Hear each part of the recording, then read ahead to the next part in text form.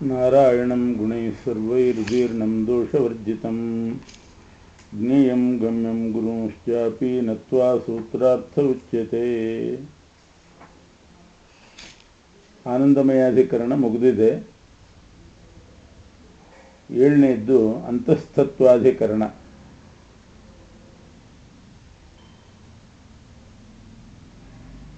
ಅದೃಶ್ಯೇನಾತ್ಮೇ ಇತ್ಯುಕ್ತಂ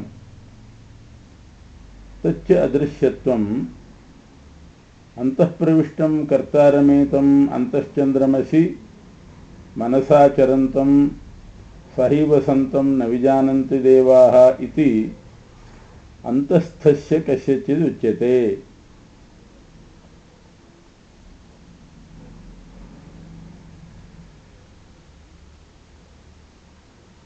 ಹಿಂದೆ ಆನಂದಮಯ ಪ್ರಕರಣದಲ್ಲಿ ಅಂದರೆ ಉಪನಿಷತ್ನಲ್ಲಿ ಆನಂದಮಯ ಪ್ರಕರಣದಲ್ಲಿ ಅದೃಶ್ಯೇನಾತ್ಮೇ ನಿಲಯನೆ ಭಯಂ ಪ್ರತಿಷ್ಠಾಂ ವಿಂದತೆ ಅಂತ ಒಂದು ವಾಕ್ಯ ಬಂದಿದೆ. ಆನಂದಮಯನನ್ನ ಅದೃಶ್ಯ, ಅನಾತ್ಮ್ಯ ಅಂದರೆ ಜೀವರಲ್ಲಿರುವ ಗುಣರಹಿತ. ಹೀಗೆ ಆನಂದಮಯನನ್ನ ಆ ವಾಕ್ಯ ಹೇಳ್ತಾ ಇದೆ. ಅಲ್ಲಿ ಅದೃಶ್ಯತ್ವ ಹೇಳಿದ್ದಾರೆ. ಅದೇ ಅದೃಶ್ಯತ್ವ, ಆನಂದಮಯನಿಗೆ ಹೇಳಿದ ಅದೃಶ್ಯತ್ವ ತೈತ್ರಿಯ ಆರಣ್ಯಕದಲ್ಲಿ ಅಂತಸ್ಥ ಅಂದರೆ ಒಳಗಿರುವವನು ಅಂತ ಅರ್ಥ. ದೇವತೆಗಳ ಒಳಗಿರುವವನು ಯಾರೋ ಒಬ್ಬ, ಅವನು ತೀರ್ಮಾನ ಆಗಬೇಕು ಯಾರು ಅಂತ, ಅವನಿಗೆ ಹೇಳಿದ್ದಾರೆ ಅದೃಶ್ಯತ್ವವನ್ನು. ಅಂತಃಪ್ರವಿಷ್ಟಂ ಕರ್ತಾರಮೇತಂ, ಎಲ್ಲರ ಒಳಗೆ ಪ್ರವೇಶ ಮಾಡಿದ್ದಾನೆ, ಕರ್ತೃವಾಗಿದ್ದಾನೆ. ಅಂತಶ್ಚಂದ್ರಮಸಿ, ಚಂದ್ರನ ಒಳಗಿದ್ದಾನೆ. ಮನಸಾಚರಂತಂ, ಸಂಚಾರ ಮಾಡಿ ಸ್ವೇಚ್ಛೆಯಿಂದ ಸಂಚಾರ ಮಾಡ್ತಿರ್ತಾನೆ. ಸಹೈವ ಸಂತಂ, ಚಂದ್ರನ ಒಳಗೆ ದೇವತೆ ಒಳಗೆ ಎಲ್ಲರೊಳಗಿದ್ದಾನೆ. ಆದರೆ ಅವನನ್ನು ಜೊತೆಗೆ ಇದ್ದಂಥ ಆ ವ್ಯಕ್ತಿಯನ್ನು, ಅಂತಸ್ಥನನ್ನು ನ ವಿಜಾನಂತಿ ದೇವಾಃ, ದೇವತೆಗಳು ತಿಳಿತಾ ಇಲ್ಲ. ಇಷ್ಟು ಹೇಳಿದ್ದಾರೆ. ಇಲ್ಲಿ ಅಂತೂ ಚಂದ್ರನೊಳಗೆ ಎಲ್ಲರ ಒಳಗೆ ಒಬ್ಬ ಇದ್ದಾನೆ, ಅವನನ್ನು ಜೊತೆಗಿದ್ದ ಅವನನ್ನು ದೇವತೆಗಳು ತಿಳಿತಾ ಇಲ್ಲ. ಅಂದರೆ ಅದೃಶ್ಯ, ತಿಳಿಯೋದಿಲ್ಲ ಅಂದರೂ ಒಂದೇ, ಅದೃಶ್ಯ ಅಂದರೂ ಒಂದೇ. ಅವನನ್ನು ನೋಡ್ತಾ ಇಲ್ಲ, ತಮ್ಮೊಳಗೆ ಇದ್ದಾರೆ, ಇಂದ್ರನೊಳಗಿದ್ದಾನೆ.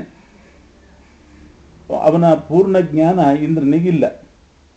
ಆದ್ದರಿಂದ ಅದೃಶ್ಯತ್ವ ಅಂದರೆ ತಿಳಿಲಿಕ್ಕೆ ಪಡದೇ ಇರೋದು.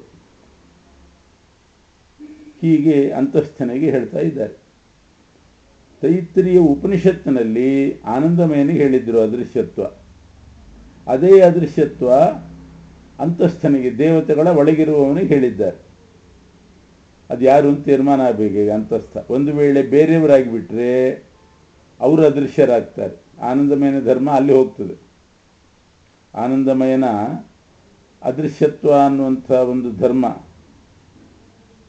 ಅಂದರೆ ಅಗುಣ, ಅವ್ರಿಗೆ ಹೋಗ್ತದೆ. ಆದ್ದರಿಂದ ಈ ಅಂತಸ್ಥನು ವಿಷ್ಣುವೇ ಆಗಿಬಿಟ್ರೆ ಆವಾಗ ಆನಂದಮಯನ ವಿಷ್ಣು, ಅಂತಸ್ಥನು ವಿಷ್ಣು, ಇಬ್ಬರಿಗೂ ಅದೃಶ್ಯತ್ವ ಹೇಳಿದ್ದು ಸರಿ ಆಗ್ತದೆ. ಆ ಅಂತಸ್ಥ ಯಾರು ಅಂತ ಜಿಜ್ಞಾಸೆ. ಸಚ ಇಂದ್ರೋ ರಾಜ, ಅದೇ ಅಂತಸ್ಥನ ಪ್ರಕರಣದಲ್ಲಿ ತೈತ್ರಿಯ ಆರಣ್ಯಕದಲ್ಲಿ ಇಂದ್ರೋ ರಾಜ ಅಂತ ಒಂದು ಶ್ರುತಿ ಇದೆ, ಒಂದು ವಾಕ್ಯ ಇದೆ. ಆದ್ದರಿಂದ ಇಂದ್ರ ಆಗ್ಬೋದು. ಚಂದ್ರನೊಳಗಿರುವವನು, ದೇವತೆಗಳ ಒಳಗಿರುವವನು ಅಂತಂದರೆ ಇಂದ್ರ ಅಂತ ಒಂದು ಅರ್ಥ, ಒಂದು ಪೂರ್ವಪಕ್ಷ. ಅಥವಾ ಸಪ್ತಯುಂಜಂತಿ ರಥಮೇಕ ಚಕ್ರಂ ಅಂತ ಒಂದು ವಾಕ್ಯ ಇದೆ. ಸಪ್ತಯುಂಜಂತಿ ಅಂದರೆ 7 ಕುದುರೆಗಳು ಒಂದು ರಥವನ್ನು ಎಳಿತಾವೆ. 7 ಕುದುರೆ ಒಂದು ರಥವನ್ನು ಎಳೆಯೋದು ಅಂತಂದರೆ ಸೂರ್ಯನ ರಥ. ಸೂರ್ಯನ ರಥವನ್ನು 7 ಕುದುರೆಗಳು ಎಳಿತಾವೆ. ಕುದುರೆಗಳು ಅಂದರೆ ಗಾಯತ್ರಿ ಮೊದಲಾದ ಛಂದಸ್ಸು ಅಶ್ವರೂಪದಲ್ಲಿದ್ದು ಸೂರ್ಯ ರಥವನ್ನು ಎಳಿತಾವೆ ಅಂತ ಹೀಗುಂಟು. ಆದ್ದರಿಂದ ಸಪ್ತಯುಂಜಂತಿ ಅಂತನ್ನೋದು ಸೂರ್ಯನಿಗೆ ಅನ್ವಯಿಸ್ತಕ್ಕಂಥ ಒಂದು ಲಿಂಗ. ಅದರಿಂದ ಇಂದ್ರೋ ರಾಜ ಅಂತ ಶ್ರುತಿ ಇರೋದ್ರಿಂದ ಅಂತಸ್ಥ ದೇವತೆಗಳ ಒಳಗಿರುವವನು ಇಂದ್ರನೂ ಆಗ್ಬೋದು. ಸಪ್ತವಿಂಜಂತಿನಲ್ಲಿ ಸೂರ್ಯ ಶಬ್ದ ಏನೂ ಇಲ್ಲ, ಆದರೆ 7 ಕುದುರೆಗಳು ಎಳಿತಾ ಇದ್ದಾವೆ ರಥವನ್ನ ಅಂತ ಲಿಂಗ ಇದೆ. ಇಂದ್ರೋ ರಾಜ ಅನ್ನೋಲ್ಲಿ ಇಂದ್ರ ಶಬ್ದನೇ ಇದೆ. ಸಪ್ತವಿಂಜಂತಿ ಅನ್ನೋ ಅದೇ ತೈತರಿಯ ಆರಣ್ಯಕದಲ್ಲಿ ಸೂರ್ಯನ ಲಿಂಗ ಹೇಳಿದ್ದಾರೆ. ತಸ್ಮಾತ್ ಸಯೇವ ಆನಂದಮಯ ಇದು ನವಂತವ್ಯಂ. ಅದರಿಂದ ಇಂದ್ರನೂ ಆಗ್ಬೋದು, ಅಥವಾ ಬೇರೆ ಸೂರ್ಯನೂ ಆಗ್ಬೋದು, ವಿಷ್ಣುವೇ ಅಂತ ತೀರ್ಮಾನ ಇಲ್ಲ. ತಸ್ಮಾತ್ ಸಯೇವ ಆನಂದಮಯ, ವಿಷ್ಣುವೇ ಆನಂದಮಯ ಅಂಥೇಳಿ ತಿಳಿಕೂಡುದು ಅಂತ ಇಷ್ಟು ಪೂರ್ವಪಕ್ಷ. ಅದಕ್ಕುತ್ತರ ಸೂತ್ರ ಮಾಡಿದರು. ಓಂ ಅಂತಸ್ತದ್ಧರ್ಮೋಪದೇಶಾತ್. ಓಂ ಅಂತಹ ಅಂದರೆ ಅಂತಃಶ್ರೂಯಮಾಣ, ಎಲ್ಲ ದೇವತೆಗಳ ಒಳಗಿದ್ದಾನೆ ಅಂತ ಶ್ರುತಿಯಲ್ಲಿ ಬಂದಿದೆಯಲ್ಲ, ಅವನು ವಿಷ್ಣುನೇ. ಯಾಕೆ ಅಂತಂದರೆ ಅದೇ ಪ್ರಕರಣದಲ್ಲಿ ಅಂತಃಸಮುದ್ರೇ ಮನಸಾಚರಂತಂ ಅಂತ, ಸಮುದ್ರದೊಳಗಿರುವವನು ಸಮುದ್ರದೊಳಗಡೆ ಮನಸ ಸ್ವೇಚ್ಛೆಯಾಗಿ ಸಂಚಾರ ಮಾಡ್ತಿದ್ದಾನೆ.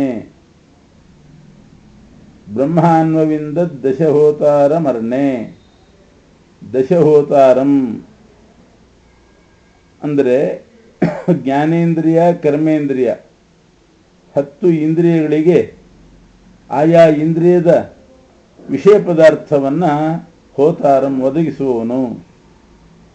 ಕಣ್ಣಿಗೆ ರೂಪ, ಮೂಗಿಗೆ ಗಂಧ, ಕಿವಿಗೆ ಶಬ್ದ, ಇದನ್ನೆಲ್ಲ ಮುಟ್ಟಿಸುವಂತೆ ಮಾಡೋದೇ ಪರಮಾತ್ಮ. ಅದಕ್ಕೆ ಅವನನ್ನು ದಶಹೋತ ಅಂತ ಕರೀತಾರೆ. ಜ್ಞಾನೇಂದ್ರಿಯ ಕರ್ಮೇಂದ್ರಿಯಗಳಲ್ಲಿ ಆಯಾ ವಿಷಯ ಭೋಗವನ್ನು ತಂದುಕೊಡ್ತಕ್ಕಂತಹ ಸಮುದ್ರದಲ್ಲಿರುವ ಸ್ವೇಚ್ಛೆಯಿಂದ ಸಂಚಾರ ಮಾಡುವ ಅರ್ಣೆ ಅಂದರೆ ಸಮುದ್ರ ಅಂತ ಅರ್ಥ. ದಶಹೋತಾರಂ ಬ್ರಹ್ಮ ಅನ್ವವಿಂದತ್, ಚತುರ್ಮುಖ ಬ್ರಹ್ಮದೇವರು ತಿಳ್ಕೊಂಡ್ರು ಅಂತಿದೆ. ಹಾಗಾದರೆ ಆ ದೇವತೆ ಒಳಗಿದ್ದಾನೆ ಅಂತಃಸ್ಥ ಅಂದರೆ ಇರೋನು, ದೇವತೆಗಳ ಒಳಗಿರುವವನು ಅಂತ ಏನು ಪ್ರಸ್ತಾಪ ಬಂದಿತ್ತು, ಅದೇ ಪ್ರಕರಣದಲ್ಲೇನೆ ಅಂತಃಸಮುದ್ರೇ ಅಂತಿರೋದ್ರಿಂದ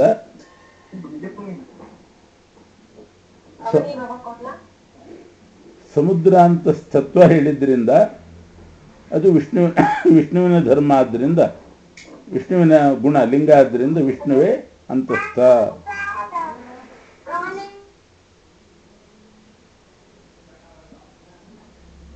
ಅದೇ ತೈತ್ರಿಯಾರಣ್ಯಕದಲ್ಲಿ ಸಮುದ್ರೇ ಅಂತಃ ಕವಯೋ ವಿಚಕ್ಷತೆ. ಕವಯ ಜ್ಞಾನಿಗಳು, ಸಮುದ್ರೇ ಕ್ಷೀರ ಸಮುದ್ರದಲ್ಲಿ ಮತ್ತು ಪ್ರಳಯ ಸಮುದ್ರ,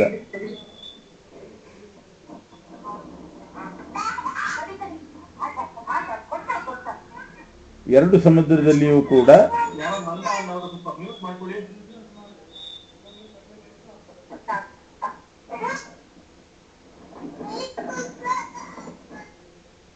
ಪರಮಾತ್ಮನನ್ನು ತಿಳಿತಾರೆ.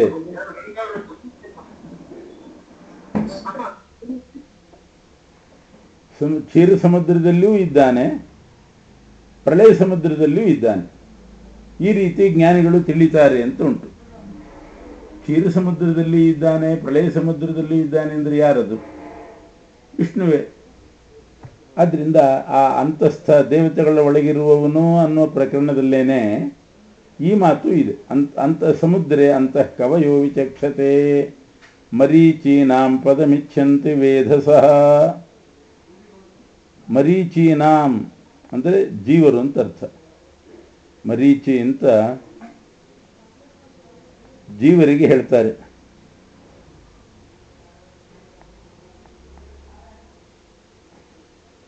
ಮರೀಚಿ ಪದದಿಂದ ಉಕ್ತರಾದವರು ಜೀವರು. ಮರೀಚೀನಾಂ ಪದಂ, ಅವರಿಗೆ ಆಶ್ರಯ ವಿಷ್ಣು. ಅಂಥ ವಿಷ್ಣುವನ್ನು ಪ್ರಾರ್ಥನೆ ಮಾಡ್ತಾರೆ. ಮರೀಚೀನಾಂ ಪದಂ, ಎಲ್ಲ ಜೀವರಿಗೆ ಆಶ್ರಯನಾದ ಪದಂ, ಆ ವಿಷ್ಣುವನ್ನು ಪದಂ ಅಂದರೆ ಆಶ್ರಯನಾದ ವಿಷ್ಣುವನ್ನು ಕ್ಷೀರ ಸಮುದ್ರ ಮತ್ತು ಪ್ರಳಯ ಸಮುದ್ರದಲ್ಲಿರುವ ಆ ಅಂತಸ್ಥನನ್ನು ವೇಧಸಃ ಅಂತಂದರೆ ಬ್ರಹ್ಮದೇವರು ಅಂತ ಅರ್ಥ.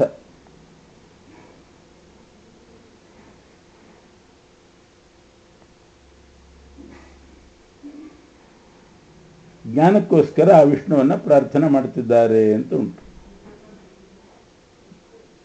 ಯಾವ ಬ್ರಹ್ಮದೇವರು ಅಂದರೆ ಒಬ್ಬರೇ ಇರೋದಲ್ವ, ಬಹುವಚನ ಇದೆ. ಹಿಂದೆ ಆಗಿ ಹೋದ ಬ್ರಹ್ಮ, ಈ ಕಲ್ಪದ ಬ್ರಹ್ಮ, ಮುಂದಿನ ಕಲ್ಪದ ಬ್ರಹ್ಮ, ಎಲ್ಲರೂ ಕೂಡ ಅವನನ್ನು ಪ್ರಾರ್ಥನೆ ಮಾಡ್ತಾರೆ ಅಂತಿದ್ದರಿಂದ ವಿಷ್ಣುವೇ ಆಗಬೇಕು. ಮತ್ತು ಆ ಅಂತಸ್ಥ ಅಂತ ಏನು ಪ್ರಸ್ತುತನಾಗಿದ್ದಾನೆ, ಅವನ ವಿಚಾರ ಹೇಳುವಾಗಲೇ ಯಸ್ಯ ಅಂಡಕೋಶಂ ಶುಷ್ಮಮಾಹು ಅಂತ ಉಂಟು. ಆ ಅಂತಸ್ಥನ ಶುಷ್ಮ ಅಂದರೆ ವೀರ್ಯ, ಅದರಿಂದಲೇ ಬ್ರಹ್ಮಾಂಡಕೋಶ ತಯಾರಾಯಿತು ಅಂತ ಉಂಟು. ಇವೆಲ್ಲ ವಿಷ್ಣುವಿನ ಧರ್ಮಗಳು. ಇತ್ಯಾದಿ ತದ್ಧರ್ಮೋಪದೇಶಾತ್, ವಿಷ್ಣು ಧರ್ಮ ಅಥವಾ ವಿಷ್ಣುಲಿಂಗ, ವಿಷ್ಣುವಿನ ಗುಣಗಳು, ಅದನ್ನೇ ಹೇಳಿದ್ರಿಂದ ಅಂತಸ್ಥ ವಿಷ್ಣುವೇ ಆಗಬೇಕು. ಅದೃಶ್ಯನು ವಿಷ್ಣುವೇ ಆದ. ಅದನ್ನೇ ಸಮರ್ಥನೆ ಮಾಡ್ತಾರೆ ಆಚಾರ್ಯ. ನಹಿ ಕ್ಷೀರ ಸಮುದ್ರಶಾಯಿ ಸಹಿ ಕ್ಷೀರ ಸಮುದ್ರಶಾಯಿ, ವಿಷ್ಣುವೇ ತಾನೇ ಕ್ಷೀರ ಸಮುದ್ರದಲ್ಲಿರುವವನು. ಆ ಅಂತಸ್ಥನ ಪ್ರಕರಣದಲ್ಲಿ ಕ್ಷೀರ ಸಮುದ್ರಶಾಯಿ ಅಂತ ಪ್ರಸ್ತಾಪ ಆಗಿದೆ. ಅದು ಅದರಿಂದ ವಿಷ್ಣುವೇ ಆಗಬೇಕು. ಸಹಿ, ಆ ವಿಷ್ಣುವೇ ಕ್ಷೀರ ಸಮುದ್ರಶಾಯಿ. ಅವನ ವೀರ್ಯವೇ ಅಂಡಕೋಶ, ಬ್ರಹ್ಮಾಂಡ, ಬೇರೆ ಯಾರ್ದು ಅಲ್ಲ. ಈಗ ಇಂದ್ರಂದೋ ಅಥವಾ ಸೂರ್ಯಂದೋ ಅಲ್ಲ, ವಿಷ್ಣುವಿನ ವೀರ್ಯವೇ ಅಂಡಕೋಶ, ಬ್ರಹ್ಮಾಂಡ ಆದದ್ದು. ಅದಕ್ಕೇನು ಆಧಾರ ಅಂದರೆ ವ್ಯಾಸಸ್ಮೃತಿ ಅಂತ ಒಂದು ಗ್ರಂಥದ ಆಧಾರ ಕೊಡ್ತಾರೆ. ಸೋಭಿಧ್ಯಾಯಿ ಶರೀರಾತ್ ಸ್ವಾತ್ ಶಿಶಿಕ್ಷುರ್ವಿವಿಧ ಪ್ರಜಾ ಅಪಯೇವ ಸಸರ್ಜಾದೌ ತಾಸು ವೀರ್ಯಮವಾಸೃಜತ್. ಸಹ ಆ ಪರಮಾತ್ಮನು ಅಭಿಧ್ಯಾಯ ವಿಚಾರ ಮಾಡಿ, ಏನು ವಿಚಾರ ಮಾಡಿದ? ಶರೀರಾತ್ ಸ್ವ, ತನ್ನ ಶರೀರದಿಂದ, ವಿವಿಧ ಪ್ರಜಾ, ನಾನಾ ವಿಧವಾದ ಪ್ರಜೆಗಳನ್ನು ಸೃಷ್ಟಿ ಮಾಡಬೇಕು ಅಂತ ಇಚ್ಛೆ ಉಳ್ಳವನಾದ. ಮುಂದೇನು ಮಾಡಿದ? ಅಪಯೇವ ಸಸರ್ಜಾದೌ, ಆರಂಭದಲ್ಲಿ ನೀರನ್ನು ಸೃಷ್ಟಿ ಮಾಡಿದ. ತಾಸು ವೀರ್ಯಮವಾಸೃಜತ್, ಆ ನೀರಿನಲ್ಲಿ ತನ್ನ ವೀರ್ಯವನ್ನು ಇಟ್ಟ. ಅದೇ ತದ್ ಅಂಡಮಭವದ್ಧೈಮಂ, ಅದೇ ಬಂಗಾರದ ಬ್ರಹ್ಮಾಂಡ ಆಯಿತು, ವಿಷ್ಣುವಿನ ವೀರ್ಯ. ಸಹಸ್ರಾಂಶು ಸಮಪ್ರಭಂ, ಸೂರ್ಯನಷ್ಟು ಪ್ರಕಾಶ ಇತ್ತು. ಆ ಅಂಥ ಬ್ರಹ್ಮಾಂಡದ ಒಳಗೆ ಯಸ್ಮಿನ್ ಜಜ್ಞೆ ಸ್ವಯಂ ಬ್ರಹ್ಮ ಸರ್ವಲೋಕ ಪಿತಾಮಹ, ಸರ್ವಲೋಕಕ್ಕೂ ಪಿತಾಮಹರಾದ ಚತುರ್ಮುಖ ಬ್ರಹ್ಮದೇವರು ಹುಟ್ಟಿದರು. ಆಪೋ ನಾರ ಇತಿ ಪ್ರೋಕ್ತ, ಆಪೋ ವೈ ನರಸೂನವಃ. ನರ ಅಂದರೆ ಪರಮಾತ್ಮ, ನ ರೀಯತೆ, ನಾಶ ಆಗೋದಿಲ್ಲ. ಆದ್ದರಿಂದ ನರ ಅಂದರೆ ಪರಮಾತ್ಮ ಅಂತ ಅರ್ಥ. ಅವನು ಸೃಷ್ಟಿ ಮಾಡಿದ್ರಿಂದ ಆಪೋ ವೈ ನರಸೂನವಃ, ನರನ ಪರಮಾತ್ಮನ ಸೂನು ಅಂದರೆ ಮಕ್ಕಳಿದ್ದಾಗೆ ನೀರುಗಳು. ನೀರೆಲ್ಲ ಪರಮಾತ್ಮನ ಮಕ್ಕಳಂತೆ. ಯಾಕೆ? ಪರಮಾತ್ಮ ನೀರು ಸೃಷ್ಟಿ ಮಾಡಿದ. ಆದ್ದರಿಂದ ನೀರಿಗೆ ನಾರ ಅಂತ ಹೆಸರು. ನರ ಸೃಷ್ಟಿ ಮಾಡಿದ್ರಿಂದ ನೀರು ನಾರ ಆಯಿತು. ಅಯನಂ ತಸ್ಯತಃ ಪೂರ್ವಂ, ಆ ನೀರಿನಲ್ಲಿ ಪರಮಾತ್ಮ ಆಶ್ರಯ ಪಡೆದಿದ್ದ, ಮೊದಲು ಅಲ್ಲಿ ಮಲಗಿದ್ದ. ಆದ್ದರಿಂದ ಅವನಿಗೆ ನಾರಾಯಣ ಅಂತ ಹೆಸರು. ನಾರಾಯಣ ಅನ್ನೋದಕ್ಕೆ ಇಷ್ಟರ್ಥ. ನರ ಅಂದರೆ ಪರಮಾತ್ಮ, ಅವನಿಂದ ಸೃಷ್ಟಿಯಾದ ನೀರು ನಾರ, ಅದನ್ನು ಆಶ್ರಯ ಮಾಡಿಕೊಂಡು ಅಲ್ಲಿ ಮಲಗಿದ್ದರಿಂದ ಪರಮಾತ್ಮ ನಾರಾಯಣ. ಅಯನ ಅಂದರೆ ಆಶ್ರಯ, ನೀರೇ ಆಶ್ರಯವಾಗಿ ಉಳ್ಳವನು. ಇಲ್ಲೆಲ್ಲ ಸ್ಪಷ್ಟವಾಗಿ ಪರಮಾತ್ಮನ ವೀರ್ಯವೇ ಬ್ರಹ್ಮಾಂಡ ಆಯಿತು ಅಂತಿದೆ. ಆದ್ದರಿಂದ ಅಂತಸ್ಥ ಅವನ ಪ್ರಕರಣದಲ್ಲೇ ಇವೆಲ್ಲ ಬಂದಿರೋದು. ಅವನ ವೀರ್ಯವೇ ಬ್ರಹ್ಮಾಂಡ ಆಯಿತು, ಅವನನ್ನು ಚತುರ್ಮುಖ ಬ್ರಹ್ಮದೇವರು ತಿಳಿದರು, ಅವನು ಕ್ಷೀರ ಸಮುದ್ರ ಶಾಹಿಯಾಗಿದ್ದ. ಹೀಗೆಲ್ಲ ಹೇಳಿದ್ರಿಂದ ವಿಷ್ಣುವೇ ಆಗಬೇಕು. ಅಹಂ ತತ್ತೇಜೋ ರಶ್ಮೀನ್ ನಾರಾಯಣಂ ಪುರುಷಂ ಜಾತಮಗ್ರತಃ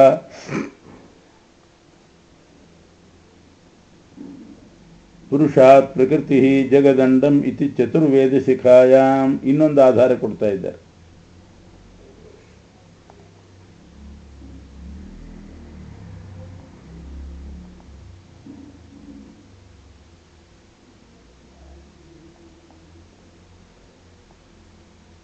ರಶ್ಮೀತ್ ಅಂತಿದೆ.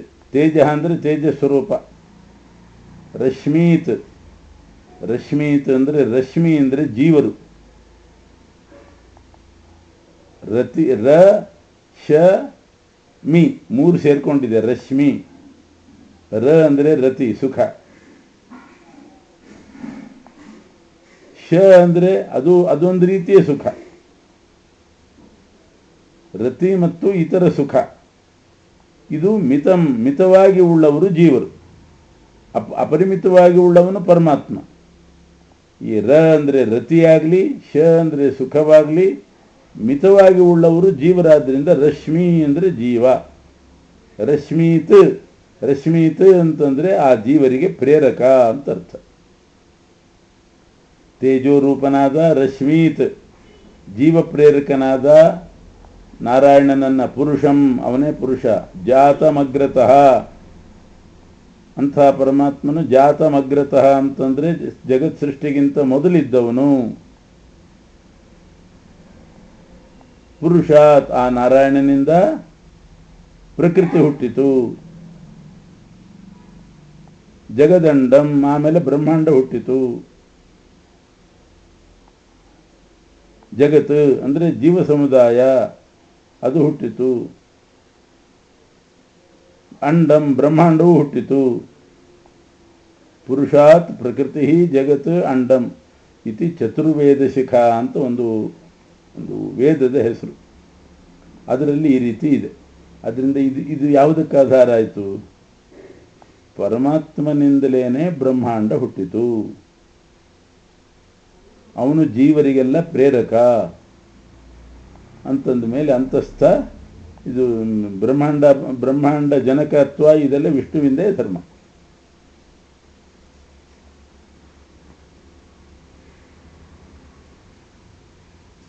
ಓಂ ಭೇದ ವ್ಯಪದೇಶಾಚ್ಯಾನ್ಯ ಓಂ ಅಂತಸ್ಥ ಇಂದ್ರ ಅಂತ ಪೂರ್ವಪಕ್ಷ ಮಾಡಿದ್ರು, ಅಥವಾ ಸೂರ್ಯ ಅಂತ ಪೂರ್ವಪಕ್ಷ ಮಾಡಿದ್ರು. ಅದಕ್ಕೆ ಉತ್ತರ ಕೊಡ್ತಾ ಇದ್ದಾರೆ ಸೂತ್ರದಲ್ಲಿ. ಅಂತಸ್ಥನಾದವನು ಇಂದ್ರನ ಒಳಗಿದ್ದಾನೆ ಅಂತ ಉಂಟು, ಚಂದ್ರನ ಒಳಗೂ ಇದ್ದಾನೆ, ಇಂದ್ರನ ಒಳಗೂ ಇದ್ದಾನೆ ಅಂತ. ಈಗ ಚಂದ್ರಾದಿ ದೇವತೆಗಳಲ್ಲಿ ಅಂತಸ್ಥನಾದವನನ್ನು ಇಂದ್ರ ಅಂತ ಪೂರ್ವಪಕ್ಷ ಮಾಡಿದರೆ ಇಂದ್ರನೊಳಗೂ ಇದ್ದಾನೆ ಅಂತಿದೆ, ತಾನು ತನ್ನೊಳಗಿರ್ತಾನ. ಆದ್ದರಿಂದ ಇಂದ್ರಸ್ಯ ಆತ್ಮ ನಿಹಿತ ಪಂಚಹೋತ, ಅಲ್ಲಿ ದಶಹೋತ ಇದ್ದಂಗೆ ಇಲ್ಲಿ ಪಂಚಹೋತ ಅಂತ ಹೇಳಿದ್ದಾರಷ್ಟೆ. 5 ಜ್ಞಾನೇಂದ್ರಿಯಗಳಿಗೆ 5 ವಿಷಯವನ್ನು ಕೊಡ್ತಕ್ಕಂಥ ಆ ಪರಮಾತ್ಮನು ಇಂದ್ರನ ಒಳಗಿದ್ದಾನೆ. ಇಂದ್ರಸ್ಯ ಆತ್ಮ ವಾಯೋರಾತ್ಮಾನಂ, ವಾಯುದೇವರ ಒಳಗೂ ಇದ್ದಾನೆ. ಇಂಥವನನ್ನು ಕವಯೋ ನಿಚಿಕ್ಯು ಜ್ಞಾನಿಗಳು ನೋಡಿದರು. ಅಂದಮೇಲೆ ಅಂತಸ್ಥ ಇಂದ್ರ ಆಗಲಿಕ್ಕೆ ಸಾಧ್ಯ ಇಲ್ಲ. ಪೂರ್ವಪಕ್ಷದವರು ಇಂದ್ರ ಅಂತ ಮಾಡಿದರು. ಅಂತಸ್ಥನು ಇಂದ್ರನ ಒಳಗಿದ್ದಾನೆ ಅಂತಲೇ ಆ ಪ್ರಕರಣದಲ್ಲಿದೆ. ಇಂದ್ರ ಆಗೋದು ಹೇಗೆ? ಇಂದ್ರನೊಳಗೆ ಇಂದ್ರ ಇರೋದಿಲ್ಲ. ಸೂರ್ಯ ಆಗಬಹುದು, 7 ಕುದುರೆ ರಥವನ್ನು ಎಳಿತಾ ಇದ್ದಾವೆ ಅಂತ ಒಂದು ಲಿಂಗ ಇರೋದ್ರಿಂದ ಸೂರ್ಯ ಆಗಬಹುದು ಅಂತ ಪೂರ್ವಪಕ್ಷ ಮಾಡಿದ್ರು. ಆದರೆ ಆ ಅಂತಸ್ಥನಾದವನು ಸೂರ್ಯನೊಳಗೂ ಇದ್ದಾನೆ ಅಂತಿದೆ. ಸೂರ್ಯ ಅಂತಲೇ ನೀವು ಪೂರ್ವಪಕ್ಷ ಮಾಡಿದರೆ ಸೂರ್ಯನೊಳಗಿದ್ದಾನೆ ಅಂದರೆ ಸೂರ್ಯನಲ್ಲಿದ್ದಾನೆ ಅಂತ ಹೇಳಿದಂಗೆ ಆಯಿತು. ಅಂತರಾದಿತ್ಯೆ ಮನಸಾಚರಂತಂ, ಸೂರ್ಯನೊಳಗೂ ಇದ್ದಾನೆ. ದೇವಾನಾಂ ಹೃದಯಂ, ಎಲ್ಲ ದೇವತೆಗಳ ಹೃದಯದಲ್ಲಿ ನೆಲೆಸಿದ್ದಾನೆ. ಅಂಥವನನ್ನು ಬ್ರಹ್ಮ ಅನ್ವವಿಂದತ್ ಅಂತ ಇರೋದು, ಚತುರ್ಮುಖ ಬ್ರಹ್ಮದೇವರು ತಿಳಿದ್ರು ಅಂತ ಇರೋದ್ರಿಂದ ಅಂತಸ್ಥನೇ ಬೇರೆ, ಇಂದ್ರನೇ ಬೇರೆ, ಸೂರ್ಯನೇ ಬೇರೆ. ಅದರಿಂದ ಅಂತಸ್ಥ ಅಂದರೆ ವಿಷ್ಣು. ಅವನು ಇಂದ್ರನೊಳಗಿದ್ದಾನೆ, ಸೂರ್ಯನೊಳಗಿದ್ದಾನೆ, ಚಂದ್ರನೊಳಗಿದ್ದಾನೆ, ಎಲ್ಲ ದೇವತೆಗಳೊಳಗಿದ್ದಾನೆ ಅಂದರೆ ಸರಿ ಹೋಗ್ತದೆ. ಆದ್ದರಿಂದ ಅಂತಸ್ಥ ವಿಷ್ಣುವೇ. ಆದ್ದರಿಂದ ಅವನಲ್ಲಿ ಹೇಳಿದಂಥ ಅದೃಶ್ಯತ್ವ ಅದು ವಿಷ್ಣುವಿಗೆ ಬಂತು. ಆನಂದಮಯನಲ್ಲಿ ಹೇಳಿದಂಥ ಅದೃಶ್ಯತ್ವನೂ ವಿಷ್ಣುವಿಗೆ. ಬೇರೆಯವರಿಗೇನು ಅದೃಶ್ಯತ್ವ ಅನ್ನೋ ಧರ್ಮ ಹೋಗೋದಿಲ್ಲ. ಇದಿಷ್ಟು ಅಂತಸ್ಥ ಯಾರು ಅಂತ ತೀರ್ಮಾನ ಮಾಡಲಿಕ್ಕೆ ಸೂತ್ರ. ಮುಂದೆ ಆಕಾಶಾಧಿಕರಣ. ಕೋ ಹ್ಯೇವಾನ್ಯಾತ್ ಕಃ ಪ್ರಾಣ್ಯಾತ್ ಯದೇಶ ಆಕಾಶ ಆನಂದೋ ನ ಸ್ಯಾತ್ ಇತಿ ಆಕಾಶಸ್ಯ ಆನಂದಮಯತ್ವೇ ಹೇತುರುಕ್ತಃ.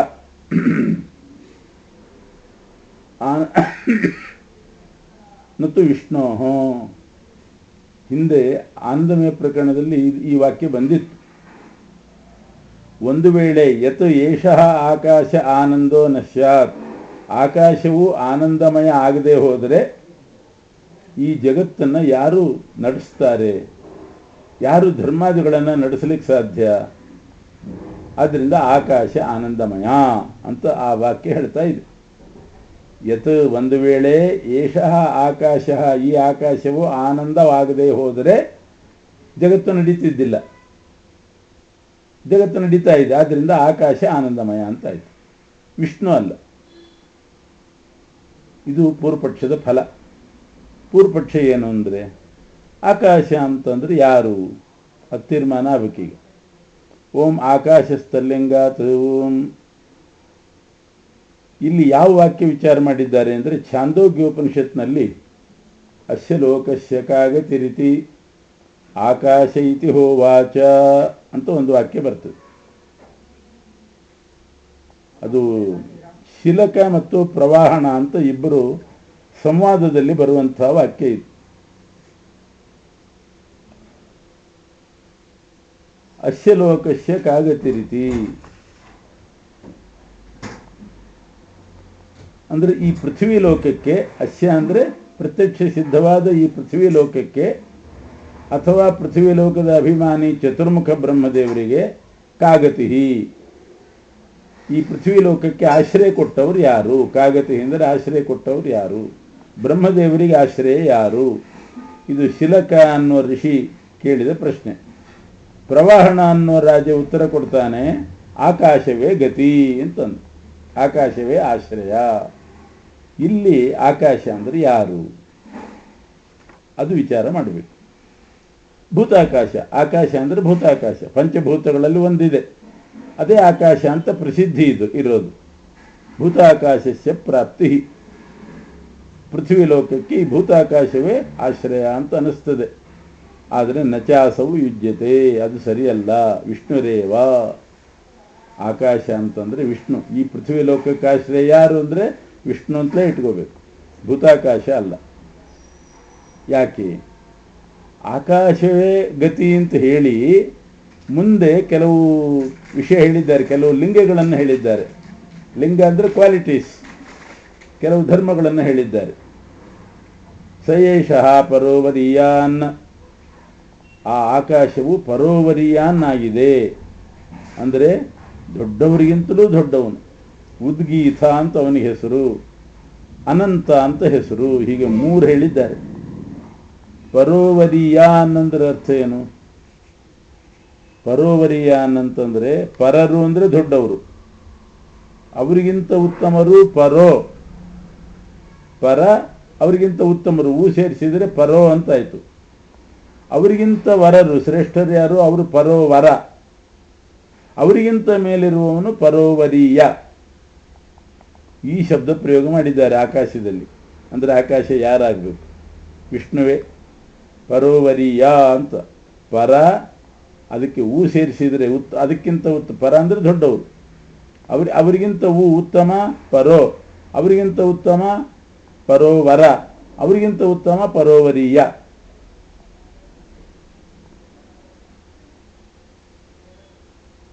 ಮತ್ತೆ ಉದ್ಗೀತ, ಉದ್ಗೀತ ಅಂದ್ರೇನು? ಉಚ್ಚತ್ವೇನ, ಉಚ್ಚ ಅಂತಂದ್ರೆ ಎತ್ತರದವನು ಅಂತ ಅರ್ಥ. ಗೀತಃ ವೇದದಿಂದ ಹೇಳಲ್ಪಟ್ಟವನು, ಎಲ್ಲರಿಗಿಂತ ಉಚ್ಚ ಅಂತ ವೇದದಿಂದ ಹೇಳಲ್ಪಟ್ಟವನು. ಗೀ. ಥ ಅಂದ್ರೆ ಆಶ್ರಯ, ಅಥವಾ ಗೀತ ಅಂತ ಮಾಡಿ ಅದನ್ನೇ ಥಕಾರ ಗೀತ ಅಂತಲೂ ಮಾಡಬಹುದು. ಉದ್ಗೀತ, ಈ ಶಬ್ದನೂ ಕೂಡ ಸರ್ವೋಚ್ಚ ಸರ್ವೋತ್ತಮ ಅಂತ ವೇದದಿಂದ ಗೀತನಾದವನು. ಆ ತಕಾರಕ್ಕೆ ಥಕಾರ ಬಂದಿದೆ ಅಷ್ಟೇನೆ, ಗೀತ ಅಂತ. ಉದ್ಗೀತ ಇದು ವಿಷ್ಣುವಿಗೆ ಹೇಳೋದು ಉದ್ಗೀತ ಅನ್ನೋ ಶಬ್ದ. ಅನಂತ ಅಂತ ಇನ್ನೊಂದು ಶಬ್ದ ಇದೆ. ದೇಶದಿಂದ, ಕಾಲದಿಂದ, ಗುಣದಿಂದ ಮಿತಿ ಇಲ್ಲದವನು ಅಂದರೆ ಎಲ್ಲ ದೇಶದಲ್ಲಿರುವವನು, ಎಲ್ಲ ಕಾಲದಲ್ಲಿರುವವನು, ಎಲ್ಲ ಗುಣಗಳನ್ನು ಹೊಂದಿದವನು. ಆದ್ದರಿಂದ ಭೂತಾಕಾಶ ಅಲ್ಲ ವಿಷ್ಣು ಅಂತ ಆ ಆಕಾಶದಲ್ಲಿ ಹೇಳಲ್ಪಟ್ಟ ಈ ಲಿಂಗಗಳಿಂದ ತಲ್ಲಿಂಗಾತ್ ಆಕಾಶ ವಿಷ್ಣುದೇವ.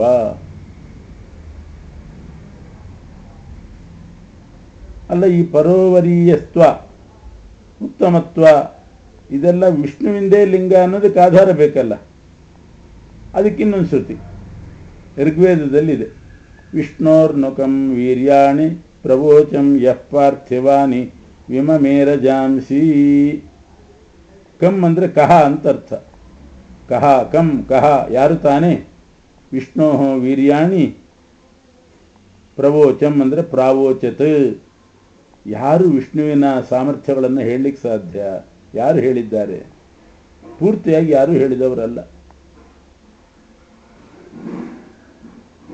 ಯಃ ಪಾರ್ಥಿವಾನಿ ವಿಮಮೇ ರಜಾಂಸಿ, ಭೂಮಿಯಲ್ಲಿ ಭೂಮಂಡಲದಲ್ಲಿರುವಂತಹ ಈ ಕಣಗಳು, ಒಂದೊಂದು ಮಣ್ಣಿನ ಹರಳು, ಅದರ ಕಣ, ಅದನ್ನು ಲೆಕ್ಕ ಮಾಡಿ ಯಾರು ಹೊರತು ವಿಷ್ಣುವಿನ ಮಾಹಾತ್ಮ್ಯವನ್ನು ಯಾರು ಲೆಕ್ಕ ಮಾಡಲಿಕ್ಕೆ ಸಾಧ್ಯ ಅಂತ ಹೇಳಿ ಆ ವಿಷ್ಣುವಿನ ಧರ್ಮ ಪರೋವರೀಯಸ್ತ್ವ ಅನಂತತ್ವ ಇದೆಲ್ಲ. ಮತ್ತು ಪರೋ ಮಾತ್ರಯ ತನ್ವಾವೃಧಾನ, ಈ ಹಿಂದೆ ಬಂದಿದೆ ಈ ಶ್ರುತಿ. ಪರಮಾತ್ಮನು ತನ್ವಾ ಶರೀರದಿಂದಲೂ ಕೂಡ ಮಾತ್ರಯ ವೃಧಾನ, ಪರಿಮಿತಿಯಿಂದ ದೇಹದಿಂದಲೂ ದೊಡ್ಡವನು, ಕೀರ್ತಿಯಿಂದಲೂ ದೊಡ್ಡವನು, ಮೂರ್ತಿಯಿಂದಲೂ ದೊಡ್ಡವನು. ವೃಧಾನ ಅಂದರೆ ಬೆಳೆದವನು ಅಂತ ಅರ್ಥ.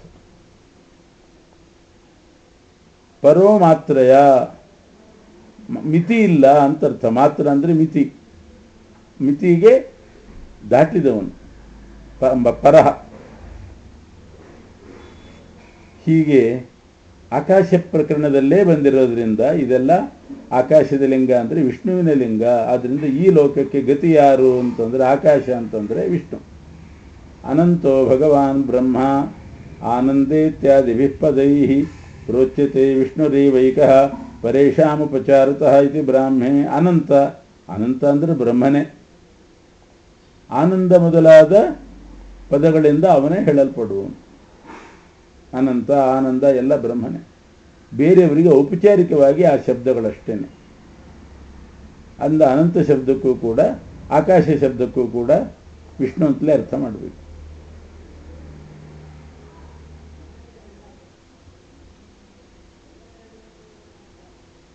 ಇಲ್ದಿದ್ರೆ ಅನಂತ ಆಕಾಶವಾನ್, ಅನಂತ ಆಕಾಶ ಅಂತ ಹೇಳೋದು, ಆಕಾಶಕ್ಕೂ ಅನಂತ ಅಂತ ಹೇಳ್ತಾರೆ, ಭೂತಾಕಾಶಕ್ಕೂ ಕೂಡ. ಆದರೆ ಅದು ಮುಖ್ಯವಾಗಿ ವಿಷ್ಣುವಿಂದೇ ಲಿಂಗ.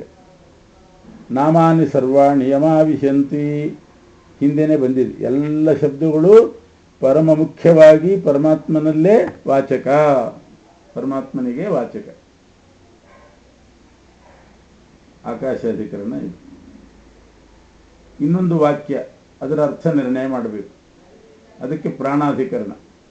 ತದ್ವೈತ್ವಂ ಪ್ರಾಣೋ ಅಭವಃ ಮಹಾನ್ ಭೋಗಃ ಪ್ರಜಾಪತೆ ಭುಜಃ ಕರಿಷ್ಯಮಾಣಃ ಯದ್ದೇವಾನ್ ಪ್ರಾಣಯೋ ನವಾತ್. ತೈತ್ರಿಯಾರಣ್ಯಕದಲ್ಲಿ ಪ್ರಾಣ ಶಬ್ದ ಬಂದಿದೆ. ನೀನು ತದ್ವೈತ್ವಂ ಪ್ರಾಣೋ ಅಭವಃ, ನೀನು ಪ್ರಾಣನಾಗಿದ್ದಿ.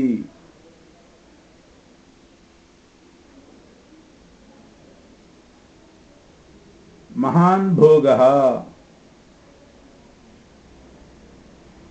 ಪೂರ್ಣ ಆನಂದ ಉಳ್ಳವನಾಗಿದ್ದಿ. ಯಾಕೆ? ಪ್ರಜಾಪತೆ ಭುಜ ಕರಿಷ್ಯಮಾಣ. ಪ್ರಜಾಪತೆ ಅಂತಂದ್ರೆ ಎಲ್ಲ ಜೀವರಿಗೆ, ಬ್ರಹ್ಮಾದಿ ಸಮಸ್ತ ಜೀವರಿಗೆ ಭುಜ ಕರಿಷ್ಯಮಾಣ, ಯೋಗ್ಯವಾದ, ಅವರವರಿಗೆ ಯೋಗ್ಯವಾದ ಆನಂದವನ್ನ ಉಂಟು ಮಾಡುವನು ನೀನು. ಪ್ರಜಾಪತೆ ಅಂದರೆ ಬ್ರಹ್ಮ ಅಂದರೆ ಉಪಲಕ್ಷಣೆ ಎಲ್ಲ ಜೀವರನ್ನ ಇಟ್ಕೋಬೇಕು. ಎಲ್ಲ ಜೀವರಿಗೆ ಭುಜ ಕರಿಷ್ಯಮಾಣ, ಆನಂದವನ್ನ ಉಂಟು ಮಾಡುವವನು. ಮತ್ತು ಯದ್ದೇವಾನ್ ಪ್ರಾಣಯೋ ನವ, 9 ದೇವತೆಗಳನ್ನ ನೀನು ಅವರು ಯಜಮಾನನಾಗಿ ನಡೆಸ್ತಾ ಇದ್ದೀಯಾ?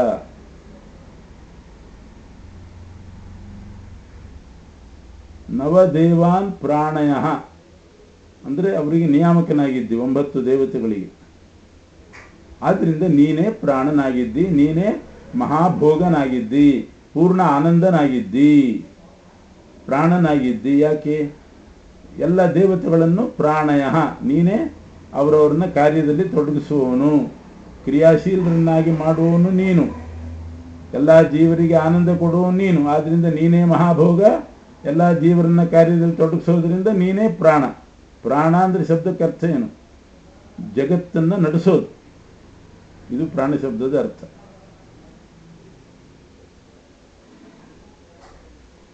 ಅಲ್ಲಿ 9 ಅಂತ ಹೇಳಿದಾರಲ್ಲ, 9 ದೇವತೆಗಳು ಅಂದರೆ ಯಾರು? ಇಂದ್ರಿಯ ದೇವತೆಗಳು. ಇಂದ್ರಿಯ ದೇವತೆಗಳು 10. ಇಂದ್ರಿಯ ದೇವತೆಗಳು 10 ಆಗಬೇಕು. 5 ಜ್ಞಾನೇಂದ್ರಿಯ, 5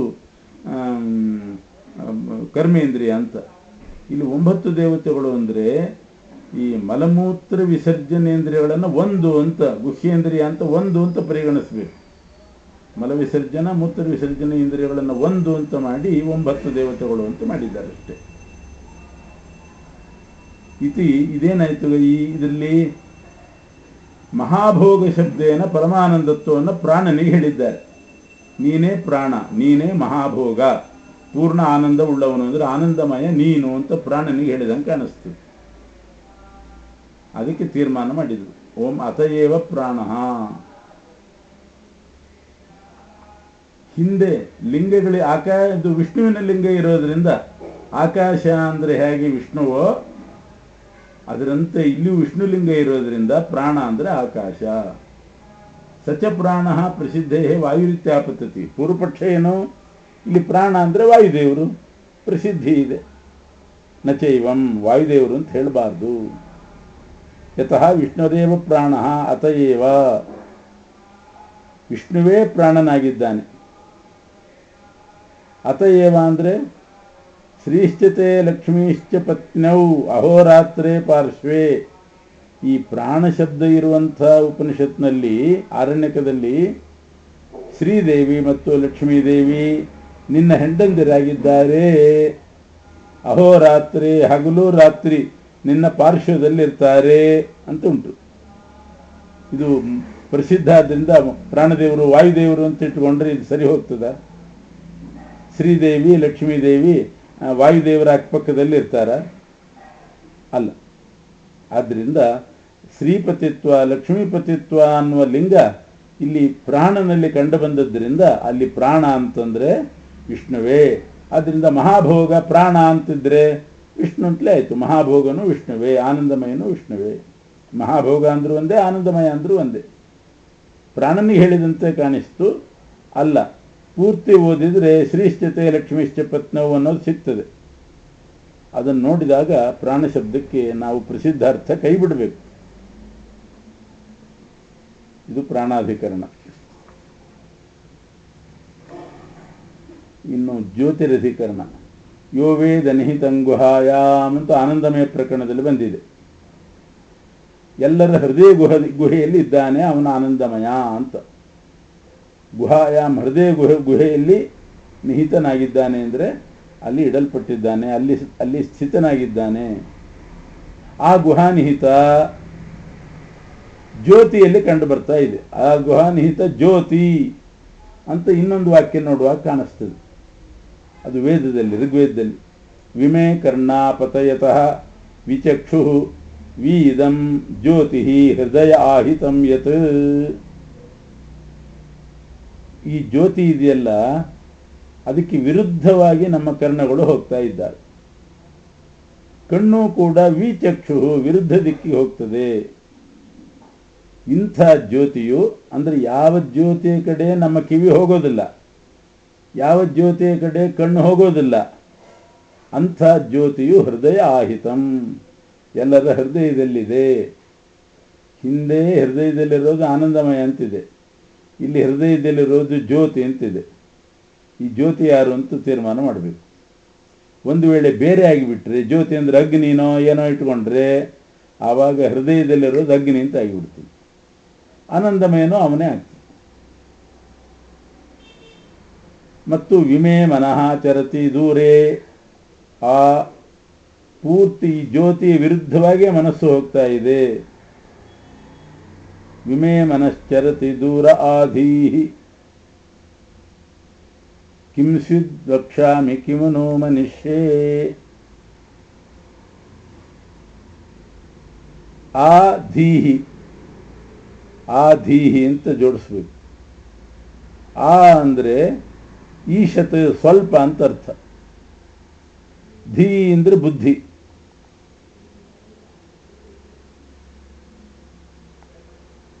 ಆಧೀಹಿ ಅಲ್ಪ ಬುದ್ಧಿಯುಳ್ಳ ನಾನು ಆ ಪರಮಾತ್ಮನ ಬಗ್ಗೆ, ಜ್ಯೋತಿಯ ಬಗ್ಗೆ ಕಿಂಸ್ವಿದ್ ವಕ್ಷ್ಯಾಮಿ, ಆ ಜ್ಯೋತಿಯ ಬಗ್ಗೆ ಏನು ಹೇಳಲಿಕ್ಕೆ ಸಾಧ್ಯ? ಕಿಮನು ಮನುಷ್ಯ ಏನು ಯೋಚನೆ ಮಾಡಲಿಕ್ಕೆ ಸಾಧ್ಯ? ಯಾಕೆ? ಮನಸ್ಸು, ಕಿವಿ, ಕಣ್ಣು ಎಲ್ಲ ಜ್ಯೋತಿ ವಿರುದ್ಧ ದಿಕ್ಕಿಗೆ ಹೋಗ್ತದೆ. ಹೃದಯದಲ್ಲಿರುವ ಜ್ಯೋತಿ ವಿರುದ್ಧ ದಿಕ್ಕಿಗೆ ಹೋಗ್ತಾ ಇದೆ. ಏನು ಮಾಡಲಿಕ್ಕೆ ಸಾಧ್ಯ? ಜ್ಯೋತಿಯ ಬಗ್ಗೆ ಹೇಳಲಿಕ್ಕೂ ಆಗೋದಿಲ್ಲ, ಮನನ ಮಾಡಲಿಕ್ಕೂ ಆಗೋದಿಲ್ಲ. ಇತಿ ಜ್ಯೋತಿರುಕ್ತಂ ಅಂತೂ ಹೃದಯದಲ್ಲಿರೋದು ಜ್ಯೋತಿ ಅಂತ ಬಂದಿದೆ. ಅಲ್ಲಿ ಹೃದಯದಲ್ಲಿರೋದು ಆನಂದಮಯ ಅಂತ ಅಲ್ಲಿ ಬಂದಿದೆ. ತಚ್ಚ ಇದು ಜ್ಯೋತಿ ಸೂಕ್ತದಲ್ಲಿ ಬಂದಿರೋದು. ತಚ್ಚ ಜ್ಯೋತಿ ಅಗ್ನಿ ಸೂಕ್ತದಲ್ಲಿ ಬಂದಿರೋದು ಜ್ಯೋತಿ ಶಬ್ದ. ಅಗ್ನಿ ಸೂಕ್ತದಲ್ಲಿ ಬಂದದ್ರಿಂದ ಮತ್ತು ಪ್ರಸಿದ್ಧಿಯೂ ಇರೋದ್ರಿಂದ ಜ್ಯೋತಿ ಅಂದರೆ ಅಗ್ನಿ ಅಂತ ಪೂರ್ವಪಕ್ಷ. ಜ್ಯೋತಿ ಅಂದರೆ ಅಗ್ನಿ. ಯಾಕೆ? ಅಗ್ನಿ ಸೂಕ್ತದಲ್ಲೇ ಜ್ಯೋತಿ ಶಬ್ದ ಬಂದಿದೆ. ಅದಕ್ಕೆ ಹೇಳ್ತಿದ್ದಾರೆ ಓಂ ಜ್ಯೋತಿಶ್ಚರಣಾಭಿಧಾನಾತ್. ಓಂ ಅಗ್ನಿ ಸೂಕ್ತದಲ್ಲಿ ಬಂದಿರುವ ಜ್ಯೋತಿ ಶಬ್ದಕ್ಕೆ ಅಗ್ನಿ ಅಂತ ಅರ್ಥ ಅಲ್ಲ, ವಿಷ್ಣುವೇ ಆ ಜ್ಯೋತಿ ಶಬ್ದವಾಚಿ. ವಿಷ್ಣುರೇವ ಜ್ಯೋತಿ. ಯಾಕೆ? ಅದೇ ವಾಕ್ಯದಲ್ಲಿ ನಮ್ಮ ಕಿವಿ ವಿರುದ್ಧವಾಗಿ ಹೋಗ್ತದೆ, ಅದರ ಬಗ್ಗೆ ಹೇಳಲಿಕ್ಕಾಗೋದಿಲ್ಲ, ಕೇಳಲಿಕ್ಕಾಗೋದಿಲ್ಲ, ನೋಡಲಿಕ್ಕಾಗೋದಿಲ್ಲ. ಮನಸ್ಸು ವಿರುದ್ಧ, ಅಗ್ನಿ ಬಗ್ಗೆ ಮನಸ್ಸು ವಿರುದ್ಧವಾಗಿ ಹೋಗ್ತದೆ. ಅಗ್ನಿ ಬಗ್ಗೆ ಯೋಚನೆ ಮಾಡಲಿಕ್ಕಾಗೋದಿಲ್ಲ. ಅಗ್ನಿ ಅಂದರೆ ಏನು ಅಂತ ನೋಡ್ಲಿಕ್ಕಾಗೋದಿಲ್ವ? ಹಾಗೆ ಆಗ್ತದೆ.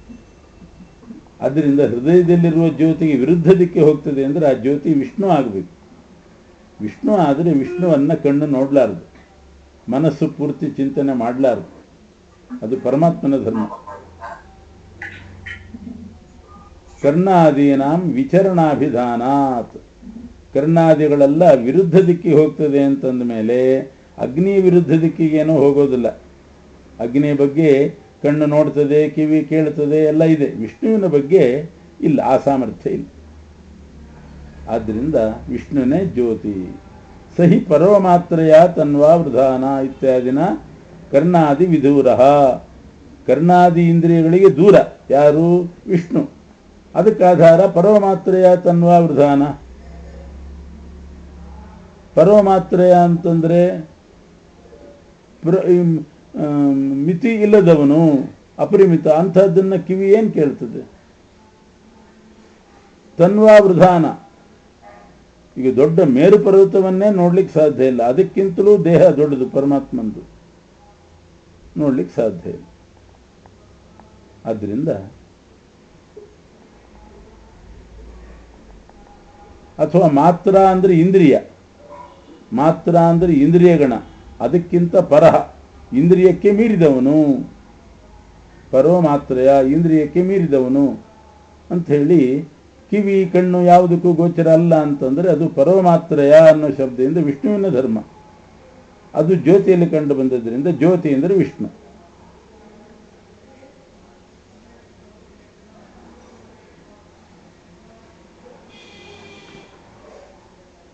ಇದಕ್ಕೆ ಜ್ಯೋತಿರಧಿಕರಣ ಅಂತ ಹೆಸರು. ಅಗ್ನಿ ಸೂಕ್ತದಲ್ಲಿ ಬಂದಿರುವ ಜ್ಯೋತಿಷ್ ಶಬ್ದವನ್ನು ಸಮನ್ವಯ ಮಾಡಿದರು. ಓಂ ಛಂದೋಭಿಧಾನಾನ್ನೇತಿ ಚೇನ್ನ ತಥಾ ಚೇತೋರ್ಪಣ ನಿಗದ ತಥಾ ಹಿ ದರ್ಶನಂ. ಓಂ ಇದೊಂದು ಅಧಿಕರಣ. ಗಾಯತ್ರಿ ಅಧಿಕರಣ ಅಂತ ಕರೀತಾರೆ ಇದನ್ನು. ಛಂದೋಭಿಧಾನಾಧಿಕರಣ ಅಂತಲೂ ಕರೀತಾರೆ. ಗಾಯತ್ರಿ ಶಬ್ದವನ್ನು ಪರಮಾತ್ಮನಿಗೆ ಸಮನ್ವಯ ಮಾಡ್ತಾರೆ. ಎಲ್ಲಿದೆ ಗಾಯತ್ರಿ ಶಬ್ದ? ಅಥ ಯದತಃ ಪರೋ ದಿವೋ ಜ್ಯೋತಿರ್ದೀಪ್ಯತೆ ಇತ್ಯುಕ್ತಸ್ಯ ಜ್ಯೋತಿಷಃ ಗಾಯತ್ರಿ ವಾ ಇದಂ ಸರ್ವಂ ಇತಿ ಗಾಯತ್ರ್ಯಾ ಸಮಾರಂಭ ಕೃತಃ. ತಸ್ಮಾನ್ನ ವಿಷ್ಣು. ಛಾಂದೋಗ್ಯದಲ್ಲಿ ಗಾಯತ್ರಿ ವಾ ಇದಂ ಸರ್ವಂ ಅಂತ ಒಂದು ಪ್ರಾರಂಭ ಆಗ್ತದೆ ವಾಕ್ಯ. ಉಪಕ್ರಮದಲ್ಲಿ ಗಾಯತ್ರಿ ಅನ್ನೋ ಶಬ್ದ ಇದೆ, ಅಲ್ಲಿಂದಲೇ ಒಂದು ಪ್ರಕರಣ ಪ್ರಾರಂಭ. ಇದೆಲ್ಲವೂ ಕೂಡ ಗಾಯತ್ರಿನೇ. ಗಾಯತ್ರಿ ವಾ ಇದಂ ಸರ್ವಂ, ಇದೆಲ್ಲವೂ ಗಾಯತ್ರಿ ಅಂತ ಪ್ರಾರಂಭ ಆಯಿತು. ಹಿಂಗೆ ಏನೇನೋ ಹೇಳ್ಕೊಂಡು ಕೊನೆಗೆ ಆ ಗಾಯತ್ರಿಯು ಅಥ ಯದತಃ ಪರೋ ದಿವೋ ಜ್ಯೋತಿರ್ದೀಪ್ಯತೆ, ದ್ವಿಲೋಕದ ಮೇಲೆಯೂ ಬೆಳಗುತ್ತಾ ಇದೆ ಅಂತ ಉಂಟು.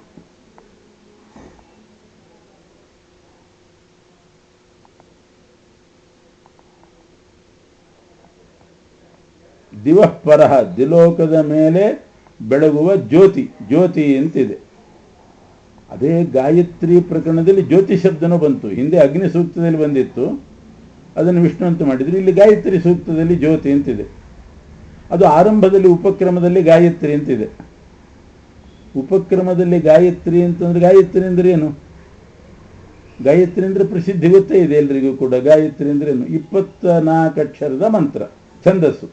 ಗಾಯತ್ರಿ ಅಂತ ಒಂದು ಛಂದಸ್ಸು. ತತ್ಸವಿತುರ್ವರೆಣ್ಯಂ ಅನ್ನೋದ್ರಲ್ಲಿ 24 ಅಕ್ಷರ ಇದೆ. ಆದ್ರಿಂದ ಅದು ಗಾಯತ್ರಿ ಛಂದಸ್ಸು. ಆ ಮಂತ್ರಕ್ಕೂ ಗಾಯತ್ರಿ ಅಂತ ಹೆಸರು.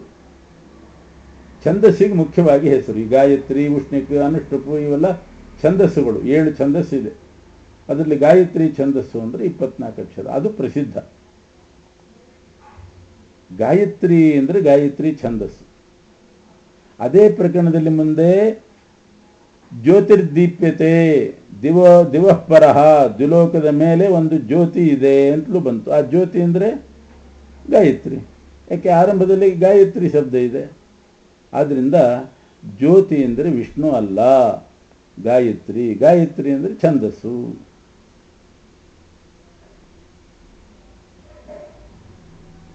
ಹೀಗೆ ಜ್ಯೋತಿ ಅಂದರೆ ಗಾಯತ್ರಿ ಅಂದರೆ ಛಂದಸ್ಸು. ಇಷ್ಟು ಪೂರ್ವಪಕ್ಷ. ಆದ್ದರಿಂದ ಗಾಯತ್ರಿ ಅಂದ್ರೂ ವಿಷ್ಣು ಅಲ್ಲ, ಜ್ಯೋತಿ ಅಂದ್ರೂ ವಿಷ್ಣು ಅಲ್ಲ ಅಂತ ಅದು ಫಲ ಆಯಿತು. ಅದಕ್ಕೆ ಹೇಳ್ತಾರೆ ಛಂದೋಭಿಧಾನಾನ್ನೇತಿ ಚೇನ್ನ ತಥಾ ಚೇತೋರ್ಪಣ ನಿಗದ ತಥಾ ಹಿ ದರ್ಶನಂ ಓಂ ನ ತಥಾ ಚೇತೋರ್ಪಣಾರ್ಥಂ ಹಿ ನಿಗದ್ಯತೆ. ಗಾಯತ್ರಿ ಶಬ್ದನೂ ಕೂಡ ವಿಷ್ಣುವಾಚಕನೇ. ಗಾಯತ್ರಿ ವಾ ಇದಂ ಸರ್ವಂ ಅಂತ ಉಪಕ್ರಮದಲ್ಲಿ ಬಂದ ಗಾಯತ್ರಿ ಶಬ್ದಕ್ಕೂ ವಿಷ್ಣು ಅಂತಲೇ ಅರ್ಥ. ಅದರಿಂದ ಮುಂದೆ ಜ್ಯೋತಿ ಅಂತ ಬಂದರೆ ಆ ಜ್ಯೋತಿಯು ವಿಷ್ಣುವೇ. ಆ ಗಾಯತ್ರಿ ಪ್ರಕರಣದಲ್ಲಿ ಜ್ಯೋತಿ ಇದೆ, ವಿಷ್ಣು. ಗಾಯತ್ರಿ ಅಂದರೆ ವಿಷ್ಣು. ಗಾಯತ್ರಿ ಅಂತಲೇ ಹೇಳ್ಬೋದಾಗಿತ್ತಲ್ಲ, ಅಲ್ಲ ಇದು ವಿಷ್ಣು ಅಂತಲೇ ಹೇಳ್ಬೋದಾಗಿತ್ತು. ಗಾಯತ್ರಿ ಶಬ್ದ ಯಾಕೆ ಹೇಳಿದರು? ಗಾಯತ್ರಿ ವಾ ಇದಂ ಸರ್ವಂ ಅಂತ ಹೇಳೋದ್ರ ಬದಲು ವಿಷ್ಣುರ್ವಾ ಇದಂ ಸರ್ವಂ ಅಂತ ಹೇಳಿದರೆ ಸಂದೇಹನೇ ಬರ್ತಿದ್ದಿಲ್ಲ. ಗಾಯತ್ರಿ ವಾ ಇದಂ ಸರ್ವಂ ಅಂತ ಗಾಯತ್ರಿ ಶಬ್ದ ಹೇಳಿದ್ರಿಂದ ಛಂದಸ್ಸು ಅಂತ ಅರ್ಥ ಆಗ್ತದೆ. ಅಂದರೆ ಚೇತೋರ್ಪಣಾರ್ಥಂ ಹಿ ನಿಗದ್ಯತೆ. ಗಾಯತ್ರಿ ಶಬ್ದ, ಅಗ್ನಿ ಶಬ್ದ, ಬೇರೆ ಬೇರೆ ಶಬ್ದಗಳನ್ನು ವಿಷ್ಣುವಿನಲ್ಲಿ ಪ್ರಯೋಗ ಮಾಡ್ತಾರೆ, ಸಂದೇಹ ಬರೋ ಹಾಗೆ. ಅದಕ್ಕೆ ವ್ಯಾಸರ ನಿರ್ಣಯ ಕೊಟ್ಟಿದ್ದಾರೆ. ಆದರೆ ಇದೊಂದು ಪ್ರಶ್ನೆ ಉಳಿತದೆ. ಡೈರೆಕ್ಟ್ ಆಗಿ ವಿಷ್ಣು ಶಬ್ದನೇ ಹೇಳಬಹುದಾಗಿತ್ತು. ಈಗ ಅಲ್ಲಿ ಪ್ರಾಣ ಅಂತ ಬಂತು, ವಿಷ್ಣು ಅಂತಲೇ ಹೇಳಿದ್ರೆ ಸಂದೇಹನೇ ಬರ್ತಿದ್ದಿಲ್ಲ. ಹಾಗಲ್ಲ. ಯಾಕೆ ಈ ಗಾಯತ್ರಿ, ಅಗ್ನಿ, ಪ್ರಾಣ ಈ ಶಬ್ದಗಳಿಂದ ವಿಷ್ಣುವನ್ನು ಹೇಳ್ತಾ ಇದ್ದಾರೆ ವೇದದಲ್ಲಿ ಅಂದರೆ ಆಯಾ ಶಬ್ದಕ್ಕೆ ಏನೇನು ಅರ್ಥ ಇದೆ ಆ ಅರ್ಥವನ್ನು ವಿಷ್ಣುವಿನಲ್ಲಿ ಉಪಾಸನ ಮಾಡಬೇಕು. ಎಲ್ಲ ಕಡೆ ವಿಷ್ಣು ವಿಷ್ಣು ಅಂತ ಒಂದೇ ಶಬ್ದ ಹೇಳಿಬಿಟ್ರೆ ಗಾಯತ್ರಿ ಶಬ್ದಾರ್ಥವನ್ನು ವಿಷ್ಣುವಿನಲ್ಲಿ ಚಿಂತನೆ ಮಾಡಬೇಕು ಅಂತ ಹೇಳಿದಾಗ ಆಗಲ್ಲ. ಅಗ್ನಿ ಶಬ್ದಾರ್ಥವನ್ನು ವಿಷ್ಣುವಿನಲ್ಲಿ ಚಿಂತನೆ ಮಾಡಬೇಕು, ಪ್ರಾಣ ಶಬ್ದಾರ್ಥವನ್ನು ವಿಷ್ಣುವಿನಲ್ಲಿ ಚಿಂತನೆ ಮಾಡಬೇಕು.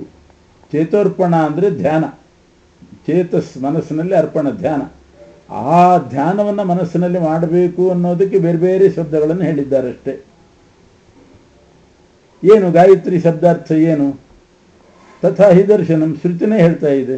ಗಾಯತಿ ತ್ರಾಯತಿ ಚ, ಗಾಯತ್ರಿ ಗಾಯತಿ ತ್ರಾಯತಿ ಅಂದರೆ ಏನರ್ಥ? ಗಾಯತಿ ತ್ರಾಯತಿ ಅಂದರೆ ನಮ್ಮ ಕೈಯಿಂದ ಮಂತ್ರಗಳನ್ನು ಹೇಳಿಸ್ತಾನೆ, ಮಂತ್ರ ಹೇಳಿದ್ದ ನಮ್ಮನ್ನ ಕಾಪಾಡ್ತಾನೆ.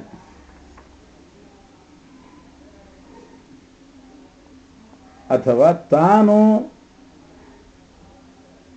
ಗಾಯತಿ ಹಾಡ್ತಾನೆ ಮತ್ತು ಎಲ್ಲರನ್ನೂ ರಕ್ಷಣೆ ಮಾಡ್ತಾನೆ.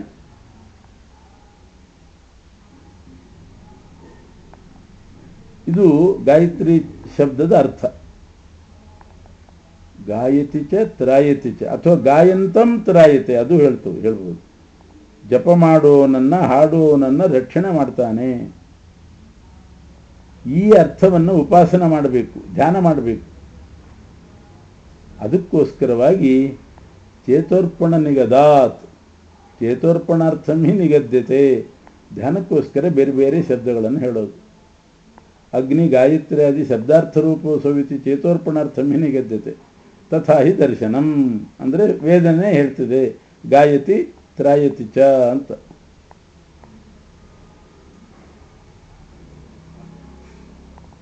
ಹೀಗೆ ಗಾಯತ್ರಿ ಶಬ್ದವನ್ನು ವಿಷ್ಣುವಿನಲ್ಲಿ ಸಮನ್ವಯ ಮಾಡಬೇಕು. ಮತ್ತು ಯಾಕೆ ಆ ಶಬ್ದ ಹೇಳಿದರು ಅನ್ನೋದಕ್ಕೆ ಉತ್ತರನೂ ಈ ಸೂತ್ರದಲ್ಲಿದೆ. ಬೇರೆ ಬೇರೆ ಶಬ್ದಗಳನ್ನು ಯಾಕೆ ಪ್ರಯೋಗ ಮಾಡ್ತಾರೆ? ನಾವು ಸಮನ್ವಯ ಮಾಡಬೇಕಾದ್ದೇನು? ಆಯಾ ಶಬ್ದದ ಅರ್ಥವನ್ನು ಪರಮಾತ್ಮನಲ್ಲಿ ಉಪಾಸನ ಮಾಡಬೇಕು.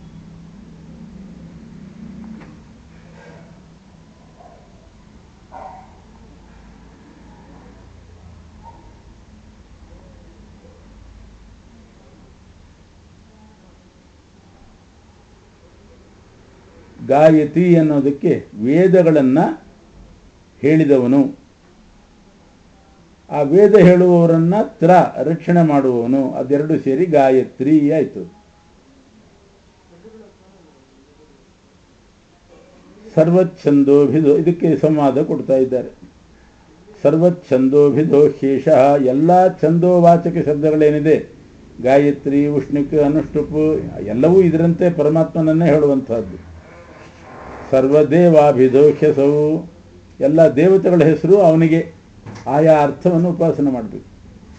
ಸರ್ವಲೋಕಾಭಿಧೋಖ್ಯೇಶ, ಎಲ್ಲ ಲೋಕಗಳ ಹೆಸರು ಕೂಡ ಪರಮಾತ್ಮನಿಗೆ ಇರೋದು. ತೇಷಾಂತದುಪಚಾರತಃ, ಭೂಲೋಕ, ಪೃಥ್ವಿಲೋಕ, ಆಕಾಶಲೋಕ, ಅಂತರಿಕ್ಷ ಲೋಕ, ಇದೆಲ್ಲ ಔಪಚಾರಿಕವಾಗಿ ಬೇರೆ ಕಡೆ ಹೇಳೋದು. ಮುಖ್ಯವಾಗಿ ಪರಮಾತ್ಮಂದೇ ಶಬ್ದಗಳಿವೆಲ್ಲ. ಇತಿ ವಾಮನ ಪುರಾಣದಲ್ಲಿದೆ.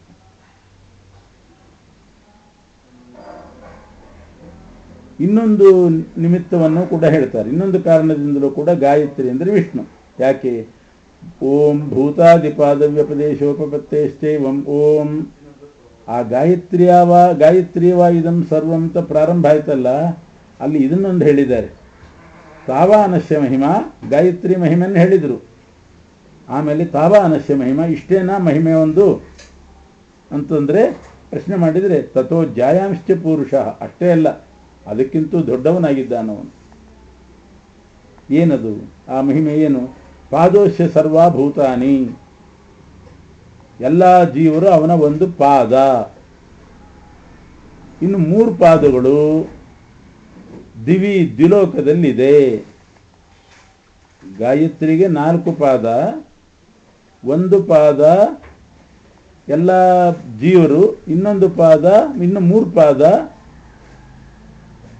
ತ್ರಿಪಾತ್ ಅಶ್ಯ ಅಮೃತಂ ದಿವಿ, ಅವನ ಆ ಗಾಯತ್ರಿಯ 3 ಪಾದ ಅಮೃತಂ ನಾಶರಹಿತವಾದದ್ದು ದ್ವಿಲೋಕದಲ್ಲಿದೆ ಅಂತ ಪಾದವ್ಯಪದೇಶ ಮಾಡಿದ್ದಾರೆ.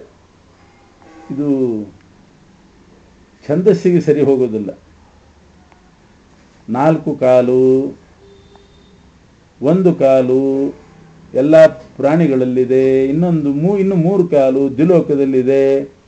ಆ ಛಂದಸ್ಸಿಗೆ ಇದು ಅನ್ವಯ ಆಗೋದಿಲ್ಲ. ಈ ಭೂತಾದಿ ಪಾದವಿ ಅಂದರೆ ಪಾದೋಶ ಸರ್ವಭೂತಾನಿ, ಭೂತಾದಿಗಳೇ ಪಾದ ಅನ್ನೋ ವ್ಯಪದೇಶ ವಿಷ್ಣುವಿನಲ್ಲೇ ಕೂಡ್ತದೆ. ಆದ್ದರಿಂದ ಗಾಯತ್ರಿ ಅಂದರೆ ವಿಷ್ಣು ಅಂತ ಅರ್ಥ ಮಾಡಬೇಕು. ಅವನಿಗೆ 4 ರೂಪ ಇದೆ. 1 ರೂಪವನ್ನು ಎಲ್ಲ ಜೀವರಲ್ಲಿ ಇಟ್ಟಿದ್ದಾನೆ. 3 ರೂಪ ಅನಂತಾಸನ, ಶ್ವೇತದ್ವೀಪ, ವೈಕುಂಠದಲ್ಲಿ ಇಟ್ಟಿದ್ದಾನೆ ಅನ್ನೋದು ಅವನಿಗೆ ಉಪಪತ್ತಿ ಆಗ್ತದೆ, ಅವನಿಗೆ ಉಪಪನ್ನ ಆಗ್ತದೆ. ಆದ್ದರಿಂದಲೂ ಗಾಯತ್ರಿ ಅಂದರೆ ವಿಷ್ಣು ಅಂತ ಅರ್ಥ ಮಾಡಬೇಕು.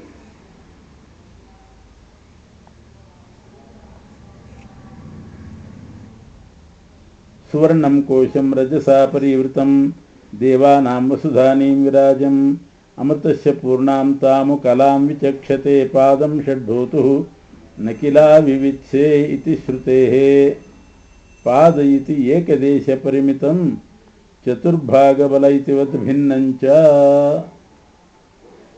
ಇದ್ರ ಮೇಲೊಂದು ಪ್ರಶ್ನೆ ಬರ್ತದೆ. ಗಾಯತ್ರಿ ಛಂದಸ್ಸಿನಲ್ಲಿ ಹೇಗೆ ಈ 4 ಪಾದ ಭೂತಾದಿ ಪಾದಗಳು, ಭೂತ 1 ಪಾದ 3 ಪಾದ ದ್ವಿಲೋಕದಲ್ಲಿ ಅನ್ನೋದು ಕೂಡಲ್ವೋ ಅದೇ ರೀತಿ ವಿಷ್ಣುವಿಗೂ ಸರಿ ಹೊಂದೋದಲ್ಲ ಇದು, ಈ ಭೂತಾದಿ ಪಾದ ವ್ಯಪದೇಶ. ಯಾಕೆ? ಜೀವರೆಲ್ಲರೂ ಕೂಡ ಪರಮಾತ್ಮನಿಗಿಂತ ಭಿನ್ನರ್ತಾನೆ. ಅಂದಮೇಲೆ ಪಾದೋಶ ವಿಶ್ವಭೂತಾನಿ ಅಂತಂದ್ರೆ ಹೇಗೆ? ಎಲ್ಲ ಜೀವರು ಪರಮಾತ್ಮನ ಪಾದ ಅಂತಂದುಬಿಟ್ರೆ ಪರಮಾತ್ಮನಿಗೂ ಜೀವರಿಗೂ ಐಕ್ಯ ಹೇಳಿದಂಗಾಯಿತು.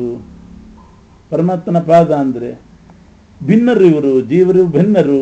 ಭಿನ್ನರಾದವರಲ್ಲಿ ಪಾದ ಅಂತ ಹೆಂಗೆ ಹೇಳೋದು? ನಮಗಿಂತ ಭಿನ್ನವಾದ, ನಮ್ಮ ದೇಹಕ್ಕಿಂತ ಭಿನ್ನವಾದ ಇನ್ನರ್ಧ ದೇಹ ಇದೆ. ಅವನ ಪಾದ ತೋರಿಸಿದ ನನ್ನ ಪಾದ ಅಂತ ಹೇಳ್ತಾರ? ಜೀವರೇ ಬೇರೆ, ಪರಮಾತ್ಮನೇ ಬೇರೆ ಅಂದಮೇಲೆ ಜೀವರು ಪರಮಾತ್ಮನ ಪಾದ ಆಗೋದು ಹೇಗೆ ಅಂತಂದ್ರೆ ಅದಕ್ಕೆ ಹೇಳಿದ್ರು, ಇಲ್ಲಿ ಪಾದ ಅಂತಂದ್ರೆ ಕಾಲು ಒಂದು ಅವಯವ ಒಂದೊಂದು ಆ ರೀತಿ ಅರ್ಥ ಅಲ್ಲ. ಅವಯವ ಅಂತಂದ್ರೆ ಅವಯವ ಅವಯವಿ ಎರಡು ಒಂದೇ ಆಗಿರ್ತದೆ. ಇಲ್ಲಿ ಪಾದ ಅಂದರೆ ಕಾಲು ಅಥವಾ ಅವಯವ ಅನ್ನೋ ಅರ್ಥ ಅಲ್ಲ. ಮತ್ತೇನು? ಒಂದು ಅಂಶ ಅಷ್ಟೆ, ಒಂದು ಏಕದೇಶ ಪರಿಮಿತ.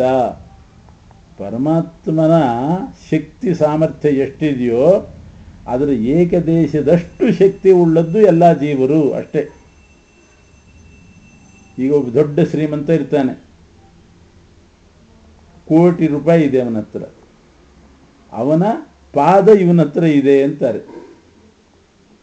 ಅಂದ್ರೆ ಏನರ್ಥ?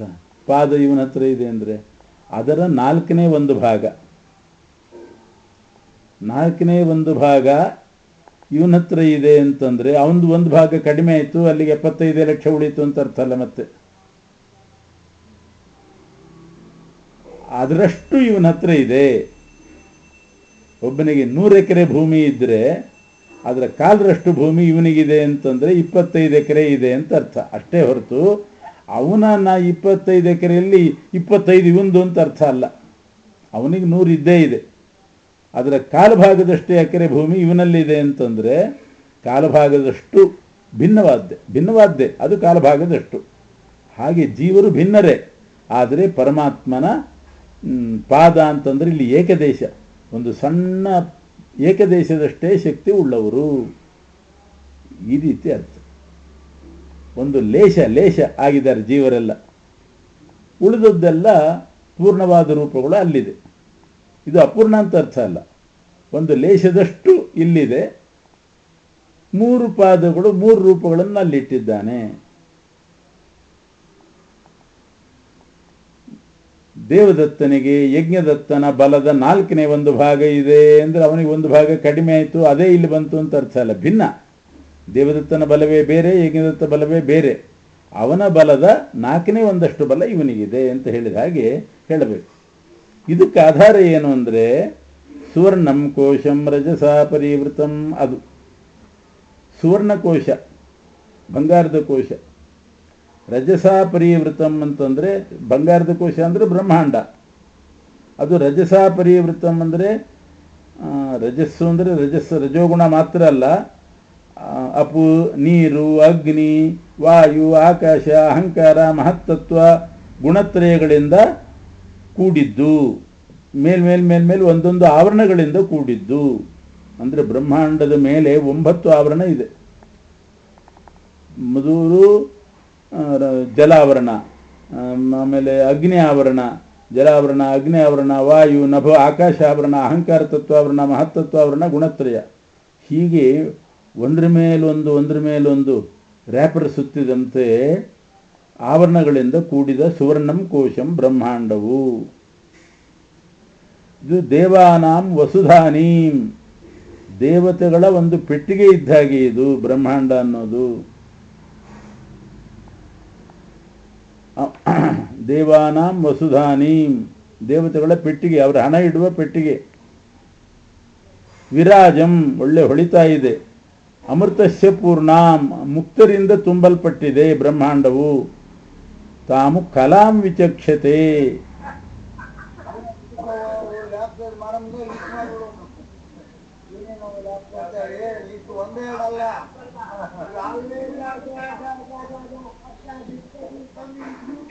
ದಯವಿಟ್ಟು ಮ್ಯೂಟ್ ಮಾಡಿ ಎಲ್ಲರೂ. ತಾಮು ಕಲಾಂ ವಿಚಕ್ಷತೆ. ಕಲಾ ಅಂದ್ರೆ ಒಂದು ಅಂಶ, ಒಂದು ಅಂಶಕ್ಕೆ ಕಲೆ ಅಂತಾರೆ. ಇಂಥ ಬ್ರಹ್ಮಾಂಡವನ್ನು ಒಂದು ಕಲೆ ಅಂತ ಕರೀತಾರೆ ಅಷ್ಟೇ, ಪರಮಾತ್ಮನ ಒಂದು ಅಂಶ. ಅದನ್ನೇ ಷಡ್ಢೋತು ಪಾದಂ, ಏಕದೇಶ ಪರಿಮಿತವಾದ ಒಂದು ಪಾದ ಅಂತ ಹೇಳೋದು. ಷಡ್ಢೋತು ಅಂದರೆ 6 ಇಂದ್ರಿಯಗಳಿಂದ ವಿಷಯ ಪದಾರ್ಥವನ್ನು ಸ್ವೀಕಾರ ಮಾಡುವವನು. ಮನಸ್ಸು ಸೇರಿದರೆ 6 ಆಗ್ತದೆ, ಹಂಗಿಟ್ಕೋಬೇಕು. ಪಂಚಜ್ಞಾನೇಂದ್ರಿಯ, ಮನಸ್ಸು, ಅವುಗಳಲ್ಲಿ ವಿಷಯ ಪದಾರ್ಥಗಳನ್ನು ಒದಗಿಸ್ತಕ್ಕಂಥವನು, ಹೋಮ ಮಾಡ್ತಕ್ಕಂಥ ಪರಮಾತ್ಮನ ಒಂದು ಅಂಶ ಪರಿಮಿತವಾದ ಪಾದವಾಗಿದೆ ಅಂತ ಹೇಳಿದ್ದಾರೆ.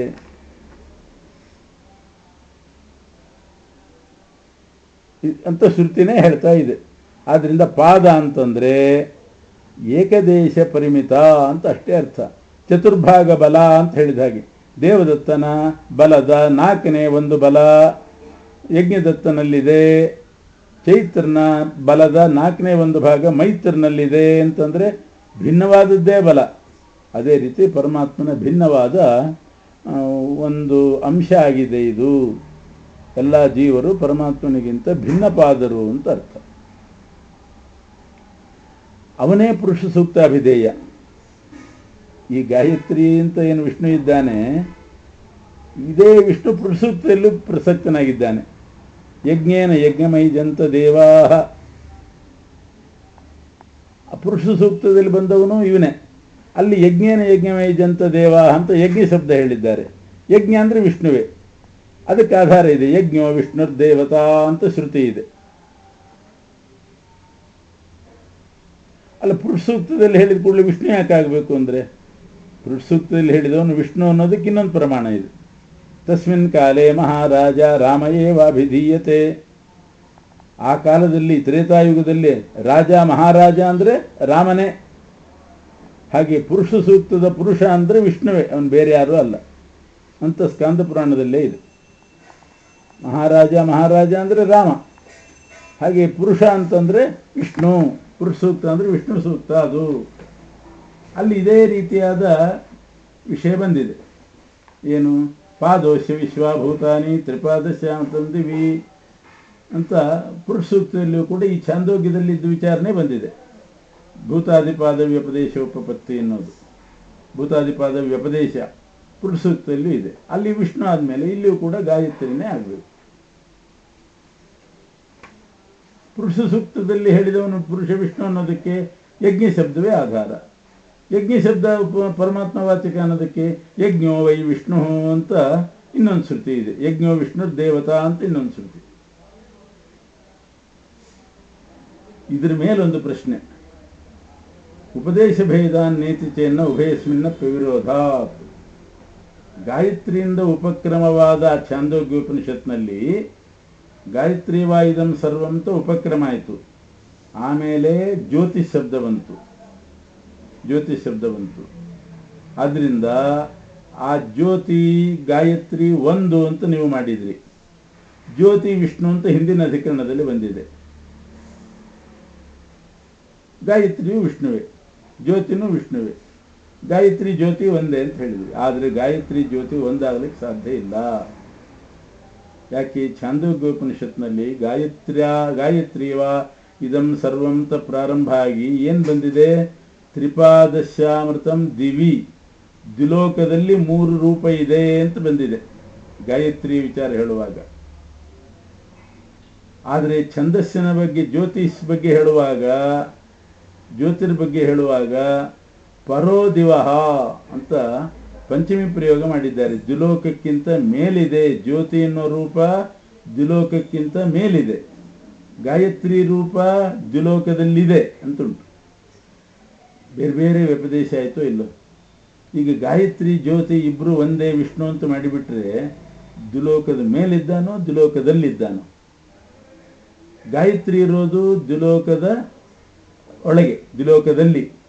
ಯಾಕೆ ತ್ರಿಪಾದ ಶ್ಯಾಮೃತಂ ದಿವಿ ಅಂತ ಗಾಯತ್ರಿ ಬಗ್ಗೆ ಹೇಳಿರೋದು. ಜ್ಯೋತಿರ್ ಬಗ್ಗೆ ಹೇಳಿರೋದು ಪರೋ ದಿವಹ. ದಿವಹ ಅಂದರೆ ಪಂಚಮಿ ವಿಭಕ್ತಿ, ದಿವಿ ಸಪ್ತಮಿ ವಿಭಕ್ತಿ.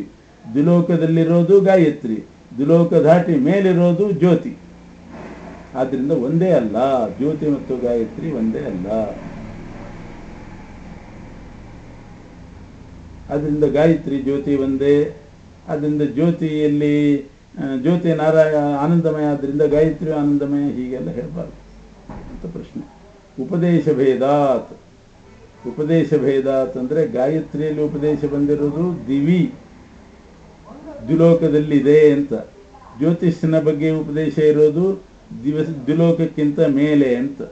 ಹಿಂಗೆ ಉಪದೇಶ ಭೇದಾತ್ ನ ಇತಿ ಚೇತ್. ಅದನ್ನೇ ಆಚಾರ್ಯ ಬಿಡಿಸಿದರು. ಏನು ಉಪದೇಶ ಭೇದ? ಗಾಯತ್ರಿ ತ್ರಿಪಾದಶ್ಯಾಮೃತಂ ದಿವಿ ಇತಿ ಪೂರ್ವೋಪದೇಶ, ಅಂದರೆ ಗಾಯತ್ರಿ ಉಪದೇಶ.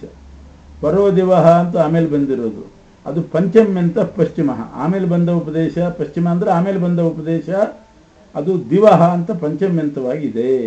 ಆದ್ದರಿಂದ ತಸ್ಮಾತ್ ನ ಏಕಂ ವಸ್ತು ಅತ್ರ ಉಚ್ಯತೆ ಅಂತ ಪ್ರಶ್ನೆ ಬಂದರೆ ಇತಿಚೇನ್ನ ತ್ರಿಸಪ್ತಲೋಕಾಪೇಕ್ಷೆಯ ಉಭಯಸ್ಮಿನ್ನಪ್ಯ ವಿರೋಧಾತ್. ಎರಡನ್ನೂ ಕೂಡಿಸ್ಬೋದು. ತ್ರಿಲೋಕ ವಿವಕ್ಷ, ಸಪ್ತಲೋಕ ವಿವಕ್ಷ ಅಂತ ಎರಡು ವಿವಕ್ಷ ಇದೆ. ಅಂದರೆ 14 ಲೋಕ, ಒಟ್ಟು ಬ್ರಹ್ಮಾಂಡದಲ್ಲಿರೋದು 14 ಲೋಕ. 14 ಲೋಕ ಅಂತಲೂ ವಿವಕ್ಷೆ ಮಾಡಬಹುದು, 7 ಲೋಕ ಅಂತಲೂ ವಿವಕ್ಷೆ ಮಾಡಬಹುದು, 3 ಲೋಕ ಅಂತಲೂ ವಿವಕ್ಷೆ ಮಾಡಬಹುದು. ಅದರಲ್ಲಿ ತ್ರಿಸಪ್ತ ಲೋಕಾಪೇಕ್ಷೆ ಇಟ್ಟುಕೊಂಡು ಎರಡನ್ನು ಸರಿಪಡಿಸಬೇಕು.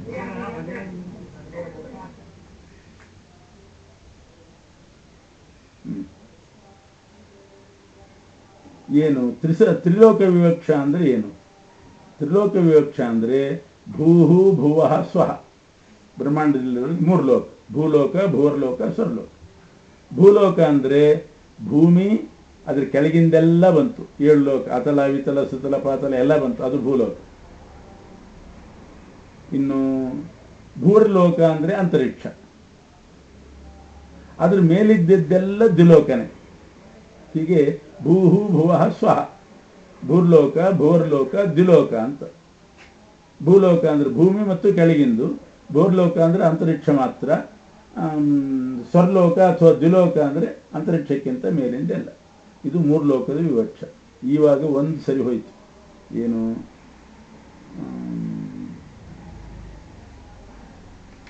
ದಿವಿ ದ್ಯುಲೋಕದಲ್ಲಿದೆ ಅಂತ ಉಂಟು. 3 ಪಾದ 3 ರೂಪ ದ್ಯುಲೋಕದಲ್ಲಿದೆ.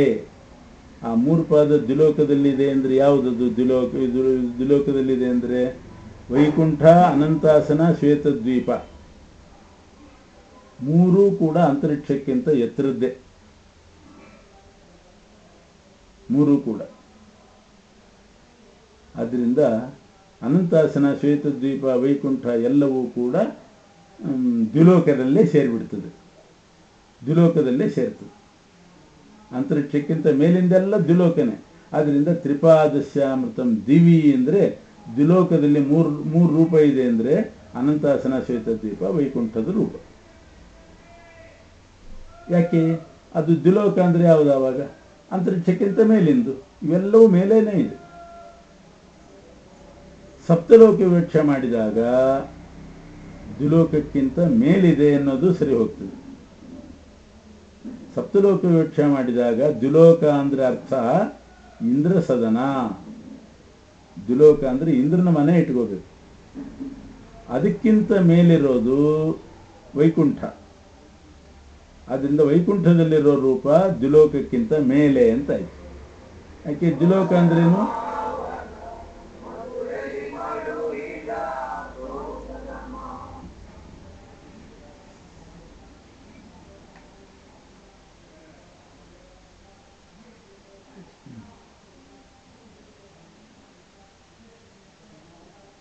ಏನಾಯ್ತು?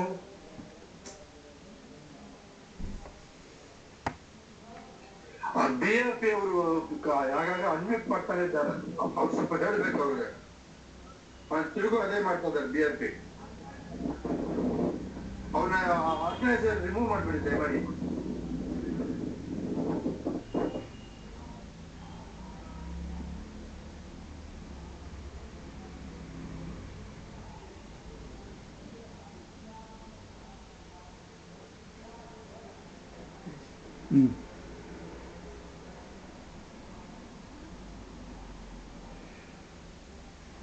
ತ್ರಿಲೋಕ ವಿವಕ್ಷ ಮಾಡಿದಾಗ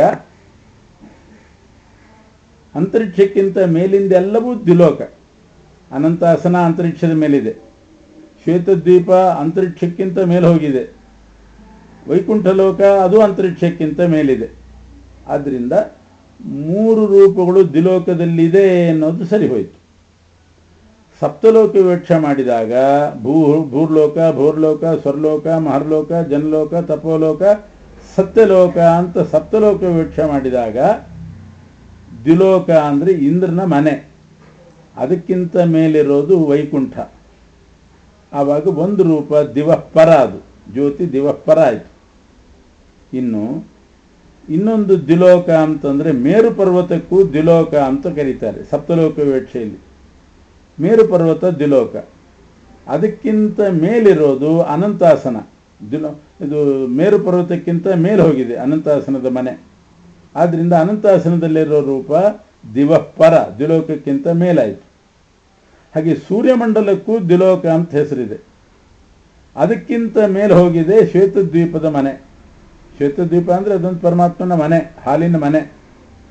ಅದು ಸೂರ್ಯಮಂಡಲಕ್ಕಿಂತ ಎತ್ತರ ಇದೆ, ಸೂರ್ಯಮಂಡಲಕ್ಕೂ ದ್ವಿಲೋಕ ಅಂತ ಕರೀತಾರೆ. ಆದ್ದರಿಂದ ದಿವಃಪರ ಆಯಿತು. 3 ಕೂಡ ದಿವಃಪರ. ಸಪ್ತಲೋಕ ವಿವಕ್ಷೆಯಲ್ಲಿ ದಿವಃಪರ. ಯಾಕೆ ಸಪ್ತಲೋಕ ವಿವಕ್ಷ ಮಾಡಿದಾಗ ದ್ವಿಲೋಕ ಅಂತಂದರೆ ಆವಾಗ ಇಂದ್ರನ ಮನೆ, ಅದಕ್ಕಿಂತ ಮೇಲಿರೋದು ವೈಕುಂಠ. ಇನ್ನು ಮೇರು ಪರ್ವತವೂ ದ್ವಿಲೋಕ, ಅದಕ್ಕಿಂತ ಮೇಲಿರೋದು ಅನಂತಾಸನ ಅನ್ನೋ ಮನೆ. ಇನ್ನು ದ್ವಿಲೋಕ ಅಂತಂದರೆ ಸೂರ್ಯಮಂಡಲ, ಅದಕ್ಕಿಂತ ಮೇಲಿರೋದು ಶ್ವೇತದ್ವೀಪ ಅನ್ನೋ ಮನೆ. 3 ಕೂಡ ದಿವಃಪರನೇ ಆಯಿತು. ಹೀಗೆ ಅದು ದಿವಃಪರನೂ ಹೌದು, ದಿವಿಸ್ಥಿತನೂ ಹೌದು. ಅನಂತಾಸನ, ಶ್ವೇತದ್ವೀಪ, ವೈಕುಂಠ ಅನ್ನೋ ಲೋಕಗಳಲ್ಲಿರೋ ರೂಪ. ಯಾಕೆ ಆ ಲೋಕಗಳು ದ್ವಿಲೋಕಕ್ಕಿಂತ ಮೇಲೆ ಅಂತಲೂ ಹೇಳ್ಬೋದು, ದ್ವಿಲೋಕದಲ್ಲಿ ಅಂತಲೂ ಹೇಳ್ಬೋದು. ಆ ದ್ವಿಲೋಕ ಅಂದಾಗ ಅರ್ಥ ವ್ಯತ್ಯಾಸ ಮಾಡಬೇಕು. ದ್ವಿಲೋಕದಲ್ಲಿದೆ ಅಂತಂದಾಗ ದ್ವಿಲೋಕ ಅಂದರೆ ಅಂತರಿಕ್ಷಕ್ಕಿಂತ ಮೇಲಿಂದೆಲ್ಲ ದ್ವಿಲೋಕ.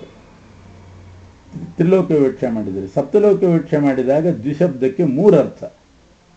ಒಂದು ಇಂದ್ರ ಸದನ, ಇನ್ನೊಂದು ಮೇರು ಪರ್ವತ, ಮತ್ತೊಂದು ಸೂರ್ಯಮಂಡಲ. ಇಂದ್ರ ಸದನಕ್ಕಿಂತ ಮೇಲಿರೋದು ವೈಕುಂಠ, ಮೇರುವಿಗಿಂತ ಮೇಲಿರೋದು ಅನಂತಾಸನ, ಸೂರ್ಯಮಂಡಲಕ್ಕಿಂತ ಮೇಲೆ ಹೋಗಿರೋದು ಶ್ವೇತದ್ವೀಪ. ಭೂಮಿಯಲ್ಲೇ ಇದೆ ಅನಂತಾಸನ, ಶ್ವೇತದ್ವೀಪ, ಆದರೆ ಮೇರು ಪರ್ವತಕ್ಕಿಂತ ಎತ್ತರ.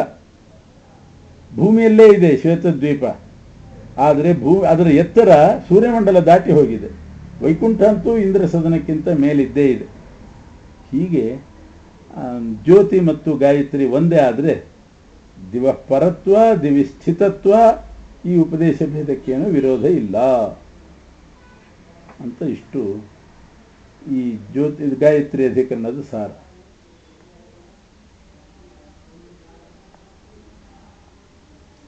ಕೊನೆಯ ಅಧಿಕರಣ ಪಾದಾಂತ್ಯ ಪ್ರಾಣಾಧಿಕರಣ ಅಂತ ಒಂದಿದೆ. ಪ್ರಾಣ ಶಬ್ದವನ್ನು ಸಮನ್ವಯ ಮಾಡಿ ಆಯಿತು. ಪುನಃ ಇಲ್ಲಿ ಕೊನೆಗೆ ಮತ್ತೆ ಪ್ರಾಣ ಶಬ್ದವನ್ನೇ ಸಮನ್ವಯ ಮಾಡ್ತಾ ಇದ್ದಾರೆ. ಯಾಕೆ 2 ಸಲ ಮಾಡಿದರು ಅಂದರೆ ಸ್ವಲ್ಪ ಅಧಿಕಾಶಂಕ ಇದೆ. ಹಿಂದೆ ಪ್ರಾಣಶಬ್ದ ತದ್ವೈತ್ವಂ ಪ್ರಾಣೋ ಅಭವಃ ಮಹಾನ್ ಭೋಗ ಪ್ರಜಾಪತೆ ಅಂತ ಇಷ್ಟೇ ಇತ್ತು. ಅಲ್ಲಿ ಪ್ರಾಣ ಶಬ್ದಕ್ಕೆ ವಿಷ್ಣು ಅಂತ ಅರ್ಥ ಮಾಡಿದರು. ಇಲ್ಲಿ ಐತರೇಯ ಪ್ರಾಣ ಅಂತ ಇದಕ್ಕೆ ಹೆಸರು, ಐತರೇಯ ಪ್ರಾಣ ಸಮನ್ವಯ ಅಂತ. ಐತರೇಯ ಆರಣ್ಯಕದಲ್ಲಿ ಒಂದು ಕಡೆ ಪ್ರಾಣ ಶಬ್ದ ಬಂದಿದೆ, ಅದು ಇಂದ್ರಿಯಗಳ ಮಧ್ಯದಲ್ಲಿ ಬಂದಿದೆ. ಇಂದ್ರಿಯಗಳ ಮಧ್ಯದಲ್ಲಿ ಪ್ರಾಣ ಶಬ್ದ ಬಂದದ್ರಿಂದ ಈ ಐತರೇಯ ಪ್ರಾಣ ವಿಷ್ಣು ಆಗಲಿಕ್ಕೆ ಸಾಧ್ಯ ಇಲ್ಲ. ಯಾಕೆ ವಿಷ್ಣು ಇಂದ್ರಿಯ ಅಲ್ಲ, ಇದು ಇಂದ್ರಿಯಗಳ ಮಧ್ಯದಲ್ಲಿ ಬಂದದ್ದರಿಂದ ಇದೊಂದು ಇಂದ್ರಿಯನೇ, ಇಂದ್ರಿಯ ನಿಯಾಮಕ ರೂಪ. ತತ್ರ ತಾವಾಯೇತಾ ಶೀರ್ಷಂಚ್ರಿಯ ಶ್ರಿತಾಶ್ಚಕ್ಷುಶ್ರೋತ್ರಂ ಮನೋ ವಾಕ್ ಪ್ರಾಣ. ಬ್ರಹ್ಮದೇವರ ತಲೆಯಲ್ಲಿ ಇವೆಲ್ಲ ಆಶ್ರಿತವಾಗಿದೆ. ಚಕ್ಷು, ಶ್ರೋತ್ರ, ಮನಸ್ಸು, ವಾಕ್, ಪ್ರಾಣ ನೋಡಿ. ಇಲ್ಲಿ ಪ್ರಾಣ ಅಂತ ಶಬ್ದ ಬಂತು. ಇಲ್ಲಿ ಅಂತೂ ಪ್ರಾಣ ಅಂದರೆ ವಿಷ್ಣು ಅಂತ ಹೇಳಲಿಕ್ಕೆ ಆಗೋದಿಲ್ಲ. ಯಾಕೆಂದರೆ ಇಂದ್ರಿಯ ಸಹ ಅಭಿಧಾನ, ಇಂದ್ರಿಯಗಳ ಜೊತೆಗೆ ಹೇಳಿದ್ದಾರೆ ಅಂತ ಪ್ರಶ್ನೆ. ಅದಕ್ಕುತ್ತರ ಓಂ ಪ್ರಾಣಸ್ತಥಾನುಗಮಾತ್. ಓಂ, ಈ ಐತರೇಯ ಪ್ರಾಣನೂ ಕೂಡ ವಿಷ್ಣುವೇ. ತಥಾ ಅಂದರೆ ವಿಷ್ಣುವೇ. ಅನುಗಮಾತ್ ಅಂದರೆ ಅನೇಕ ಲಿಂಗಗಳನ್ನು ಹೇಳಿದ್ದಾರೆ. ವಿಷ್ಣುವಿನ ಲಿಂಗಗಳೇ ಬಂದಿದೆ. ಇದೇ ಐತರೇಯ ಪ್ರಾಣನ ಬಗ್ಗೆ ಹೇಳುವಾಗ ತಮ್ ದೇವಾ ಪ್ರಾಣಯಂತ, ಆ ಪ್ರಾಣನನ್ನ, ಐತರೇಯ ಪ್ರಾಣನನ್ನ ದೇವತೆಗಳು ಶಿಷ್ಯರಿಗೆ ಉಪದೇಶ ಮಾಡಿದರು ಅಂತುಂಟು. ಹೀಗೆ ಎಲ್ಲ ದೇವತೆಗಳಿಗೆ ಉಪದೇಶ ಮಾಡಿದರು ಅಂತುಂಟು. ದೇವತೋಪದೇಶತ್ವ, ದೇವತೆಗಳು ಶಿಷ್ಯರಿಗೆ ಉಪದೇಶ ಮಾಡಿದರು. ಪ್ರಾಣಯಂತ ಅಂದರೆ ಉಪದೇಶ ಮಾಡಿದರು ಅಂತ ಅರ್ಥ. ದೇವತೋಪದೇಶತ್ವ ಅನ್ನೋದು ಒಂದು ಲಿಂಗ, ದೇವತೆಗಳು ಉಪದೇಶ ಮಾಡಿರೋದು. ಇದು ವಿಷ್ಣುವಿನ ಧರ್ಮ. ಮತ್ತೆ ಸಯೇಷ ಅಸುಹು ಅಂತಿದೆ, ಸಯೇಷ ಪ್ರಾಣ ಅಂತಿದೆ. ಅದು ಅಸು ಅಂದರೆ ದುಷ್ಟ ನಿರಸನ ಮಾಡಿದವನು, ಪ್ರಾಣ ಅಂದರೆ ಪ್ರಕೃಷ್ಟ ಆನಂದ ರೂಪಿ. ಇನ್ನೊಂದು ಕಡೆ ಪ್ರಾಣ ರುಚ ಏವ ವಿದ್ಯಾತ್ ಅಂತ ಅಲ್ಲೇ ಇದೆ ಐತರೇಯ ಆರಣ್ಯಕದಲ್ಲೇ. ಪ್ರಾಣ ರುಚ ಏವ ವಿದ್ಯಾತ್ ಅಂದರೆ ಎಲ್ಲ ಋಕ್ಕುಗಳು ಕೂಡ ಪ್ರಾಣನನ್ನೇ ಪ್ರತಿಪಾದನೆ ಮಾಡೋದು. ತದಯಂ ಪ್ರಾಣೋ ಅಧಿತಿಷ್ಠತಿ, ಆ ಪ್ರಾಣನೇ ಎಲ್ರಿಗೂ ಅಧಿಷ್ಠಾತೃವಾಗಿದ್ದಾನೆ, ಎಲ್ಲರೊಳಗೂ ಇದ್ದಾನೆ. ಹೀಗೆ ಅನುಗಮಾತ್ ಅನೇಕ ಲಿಂಗಗಳನ್ನು ಹೇಳಿದ್ರಿಂದ ಅತ್ರಾಪಿ ಪ್ರಾಣೋ ವಿಷ್ಣುರೇವ. ಅಲ್ಲ, ದೇವತೆಗಳು ಪ್ರಾಣನನ್ನು ಉಪದೇಶ ಮಾಡಿದರು ಅಂತಂದರೆ ವಿಷ್ಣುವನ್ನೇ ಉಪದೇಶ ಮಾಡಿದರು ಅಂತ ಯಾಕೆ? ಪ್ರಾಣದೇವರ ಬಗ್ಗೆ ಉಪದೇಶ ಮಾಡಿದರು ಅಂತ ಅರ್ಥ ಮಾಡ್ಬೋದಲ್ಲ. ದೇವತೆಗಳು ಉಪದೇಶ ಮಾಡಿದ ಕೂಡಲೇ ಅದು ವಿಷ್ಣು ಯಾಕೆ ಆಗಬೇಕು ಅಂದರೆ ಅದಕ್ಕೆ ಇನ್ನೊಂದು ಸ್ಕಾಂದ ಪುರಾಣದ ಆಧಾರ ಕೊಡ್ತಾರೆ. ವಿಷ್ಣುಮೇವಾನ ಎನ್ ದೇವಾಹ, ದೇವತೆಗಳು ಶಿಷ್ಯರಿಗೆ ಉಪದೇಶ ಮಾಡಿದ್ದು ವಿಷ್ಣುಮೇವ, ವಿಷ್ಣುವನ್ನೇ ಉಪದೇಶ ಮಾಡಿದರು. ಇವನನ್ನೇ ಭೂತಿ ಅಂತ ಉಪಾಸನೆ ಮಾಡ್ರಿ ಅಂತ ಉಪದೇಶ ಮಾಡಿದರು. ವಿಷ್ಣು ಭೂತಿ ಉಪಾಸತೆ, ಆದ್ದರಿಂದ ವಿಷ್ಣುವನ್ನೇ ಭೂತಿ ಐಶ್ವರ್ಯ ರೂಪಿ ಅಂತ ಉಪಾಸನೆ ಮಾಡ್ತಾರೆ. ಸಯೇವ ಸರ್ವವೇದೋಕ್ತ, ವಿಷ್ಣುವೇ ಸರ್ವವೇದೋಕ್ತ. ತದ್ರಥೋ ದೇಹ ಉಚ್ಯತೆ, ಆ ವಿಷ್ಣುವಿನ ರಥವೇ, ವಿಷ್ಣುವಿಂದೇ ರಥ ಈ ದೇಹ ಅಂತ ಹೇಳಿ ಸ್ಕಾಂದ ಪುರಾಣದಲ್ಲಿದ್ದರಿಂದ ದೇವತೆಗಳು ಪ್ರಾಣನನ್ನು ಉಪದೇಶ ಮಾಡಿದರು ಅಂದರೆ ಸರ್ವವೇದ ಪ್ರತಿಪಾದ್ಯ ವಿಷ್ಣುವೇ ಅಂತ ಸ್ಕಾಂದ ಪುರಾಣದಿಂದ ವಿಷ್ಣುಮೇವ ಆನಯನ್ ದೇವಾಹ, ಶಿಷ್ಯರಲ್ಲಿ ವಿಷ್ಣುವನ್ನೇ ತಂದಿಟ್ರು ಅಂದರೆ ಉಪದೇಶ ಮಾಡಿ ತಂದಿಟ್ರು ಅಂತ. ಹೀಗೆ ಸರ್ವದೇವೋಪಾಸ್ಯತ್ವ ವಿಷ್ಣುವಿಗೆ ಇದೆ. ಬ್ರಹ್ಮಶಬ್ದಾನುಗಮಾಚ, ಬ್ರಹ್ಮಶಬ್ದವೂ ಕೂಡ ಬಂದಿದೆ ಇಲ್ಲಿ ಅನೇಕ ಕಡೆ.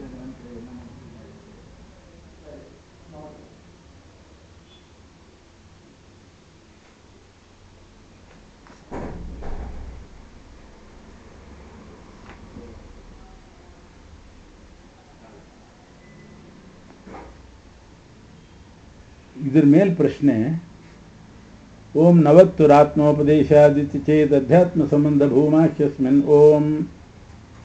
ಅಲ್ಲ, ಅದೇ ಐತರೇಯ ಅರಣ್ಯಕದಲ್ಲಿ ಇಂದ್ರ ವಿಶ್ವಾಮಿತ್ರ ಋಷಿಗಳಿಗೆ ಪ್ರಾಣೋವಾಹಮಸ್ಮಿ ಋಷಿ ಅಂತ ಹೇಳ್ಕೊಂಡಿದ್ದಾನೆ. ಇಂದ್ರನು ವಿಷ್ಣುವಿಗೆ, ಇದು ಯಾರಿಗೆ? ಇಂದ್ರನಿಗೆ. ಇಂದ್ರ ವಿಶ್ವಾಮಿತ್ರ ಋಷಿಗಳಿಗೆ, ಹೇ ಋಷೇ, ಋಷಿಗಳು ಕೇಳಿದ್ರಂತೆ ನೀನ್ಯಾರು ಅಂತ. ಇಂದ್ರ ಹೇಳಿದ ಪ್ರಾಣೋವಾಹಮಸ್ಮಿ ಇಂದ. ಅದರಿಂದ ಪ್ರಾಣ ಅಂತಂದರೆ ವಿಷ್ಣು ಹೇಗೆ? ಇಂದ್ರ ಆಗಬೇಕಲ್ಲ, ಇಂದ್ರ ಹೇಳ್ಕೊಂಡ ಮಾತು. ಇತಿ ವಕ್ತುಹು, ವಕ್ತುಹು ಅಂದರೆ ಬೃಹತಿ ಸಹಸ್ರ ವಕ್ತೃಗಳಾದಂಥ ವಿಶ್ವಾಮಿತ್ರರಿಗೆ ತನ್ನನ್ನು ಪ್ರಾಣ ಅಂತ ಉಪದೇಶ ಮಾಡಿಕೊಂಡದ್ರಿಂದ, ತನ್ನನ್ನು ತಾನು ಪ್ರಾಣ ಅಂತ ಉಪದೇಶ ಮಾಡಿದ್ರಿಂದ ಇಂದ್ರನೇ ಪ್ರಾಣ. ಯಾರಿಗೂ ಉಪದೇಶ ಮಾಡಿದ ಅನ್ನೋದನ್ನು ವಕ್ತು ಅಂತ ಹೇಳಿದ್ದಾರೆ ಅಷ್ಟೇ. ಬೃಹತಿ ಸಹಸ್ರ ಹೇಳ್ತಾ ಇದ್ದಂಥ ವಿಶ್ವಾಮಿತ್ರರಿಗೆ ಇಂದ್ರ ಉಪದೇಶ ಮಾಡಿದ್ದು, ತನ್ನನ್ನು ಪ್ರಾಣ ಅಂತ ಉಪದೇಶ ಮಾಡಿದ. ಆದ್ದರಿಂದ ಪ್ರಾಣ ವಿಷ್ಣು ಅಲ್ಲ ಅಂತಂದರೆ ಹಾಗಲ್ಲ. ಇತಿ ಚೇನ್ನ ಪ್ರಾಣೋವಾಹಮ ಸ್ಮೃಶೇ ಇತಿ ವಕ್ತು ಆತ್ಮೋಪದೇಶಾತ್ ಇಂದ್ರ ಏವ ಇತಿ ಚೇತ್ ನ ಪ್ರಾಣಸ್ತ್ವಂ ಪ್ರಾಣ ಸರ್ವಾಣಿ ಭೂತಾನಿ ಇತಿ ಬಹು ಅಧ್ಯಾತ್ಮ ಸಂಬಂಧೋ ಹಿ ಅತ್ರ ವಿದ್ಯತೆ. ಅದೇ ಐತರೇಯಾರಣ್ಯಕದಲ್ಲಿ ಪ್ರಾಣಸ್ತ್ವಂ ಪ್ರಾಣೋವಾಹಮಸ್ಮಿ ಅಂತ ಅಷ್ಟೇ ಹೇಳಿದ್ದಲ್ಲ ಇಂದ್ರ. ಪ್ರಾಣಸ್ತ್ವಂ ಪ್ರಾಣ ಸರ್ವಾಣಿ ಭೂತಾನಿ, ನಾನು ಪ್ರಾಣ, ನೀನು ಪ್ರಾಣ, ಎಲ್ಲ ಜೀವರು ಪ್ರಾಣ. ಈ ರೀತಿ ಬಹು ಅಧ್ಯಾತ್ಮ ಸಂಬಂಧ.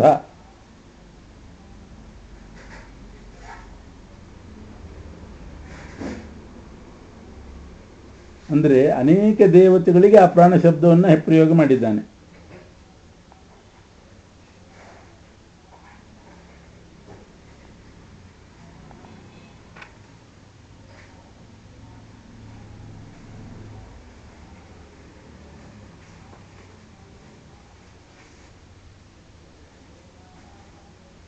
ಅಂದರೆ ಅಂತರ್ಯಾಮಿ.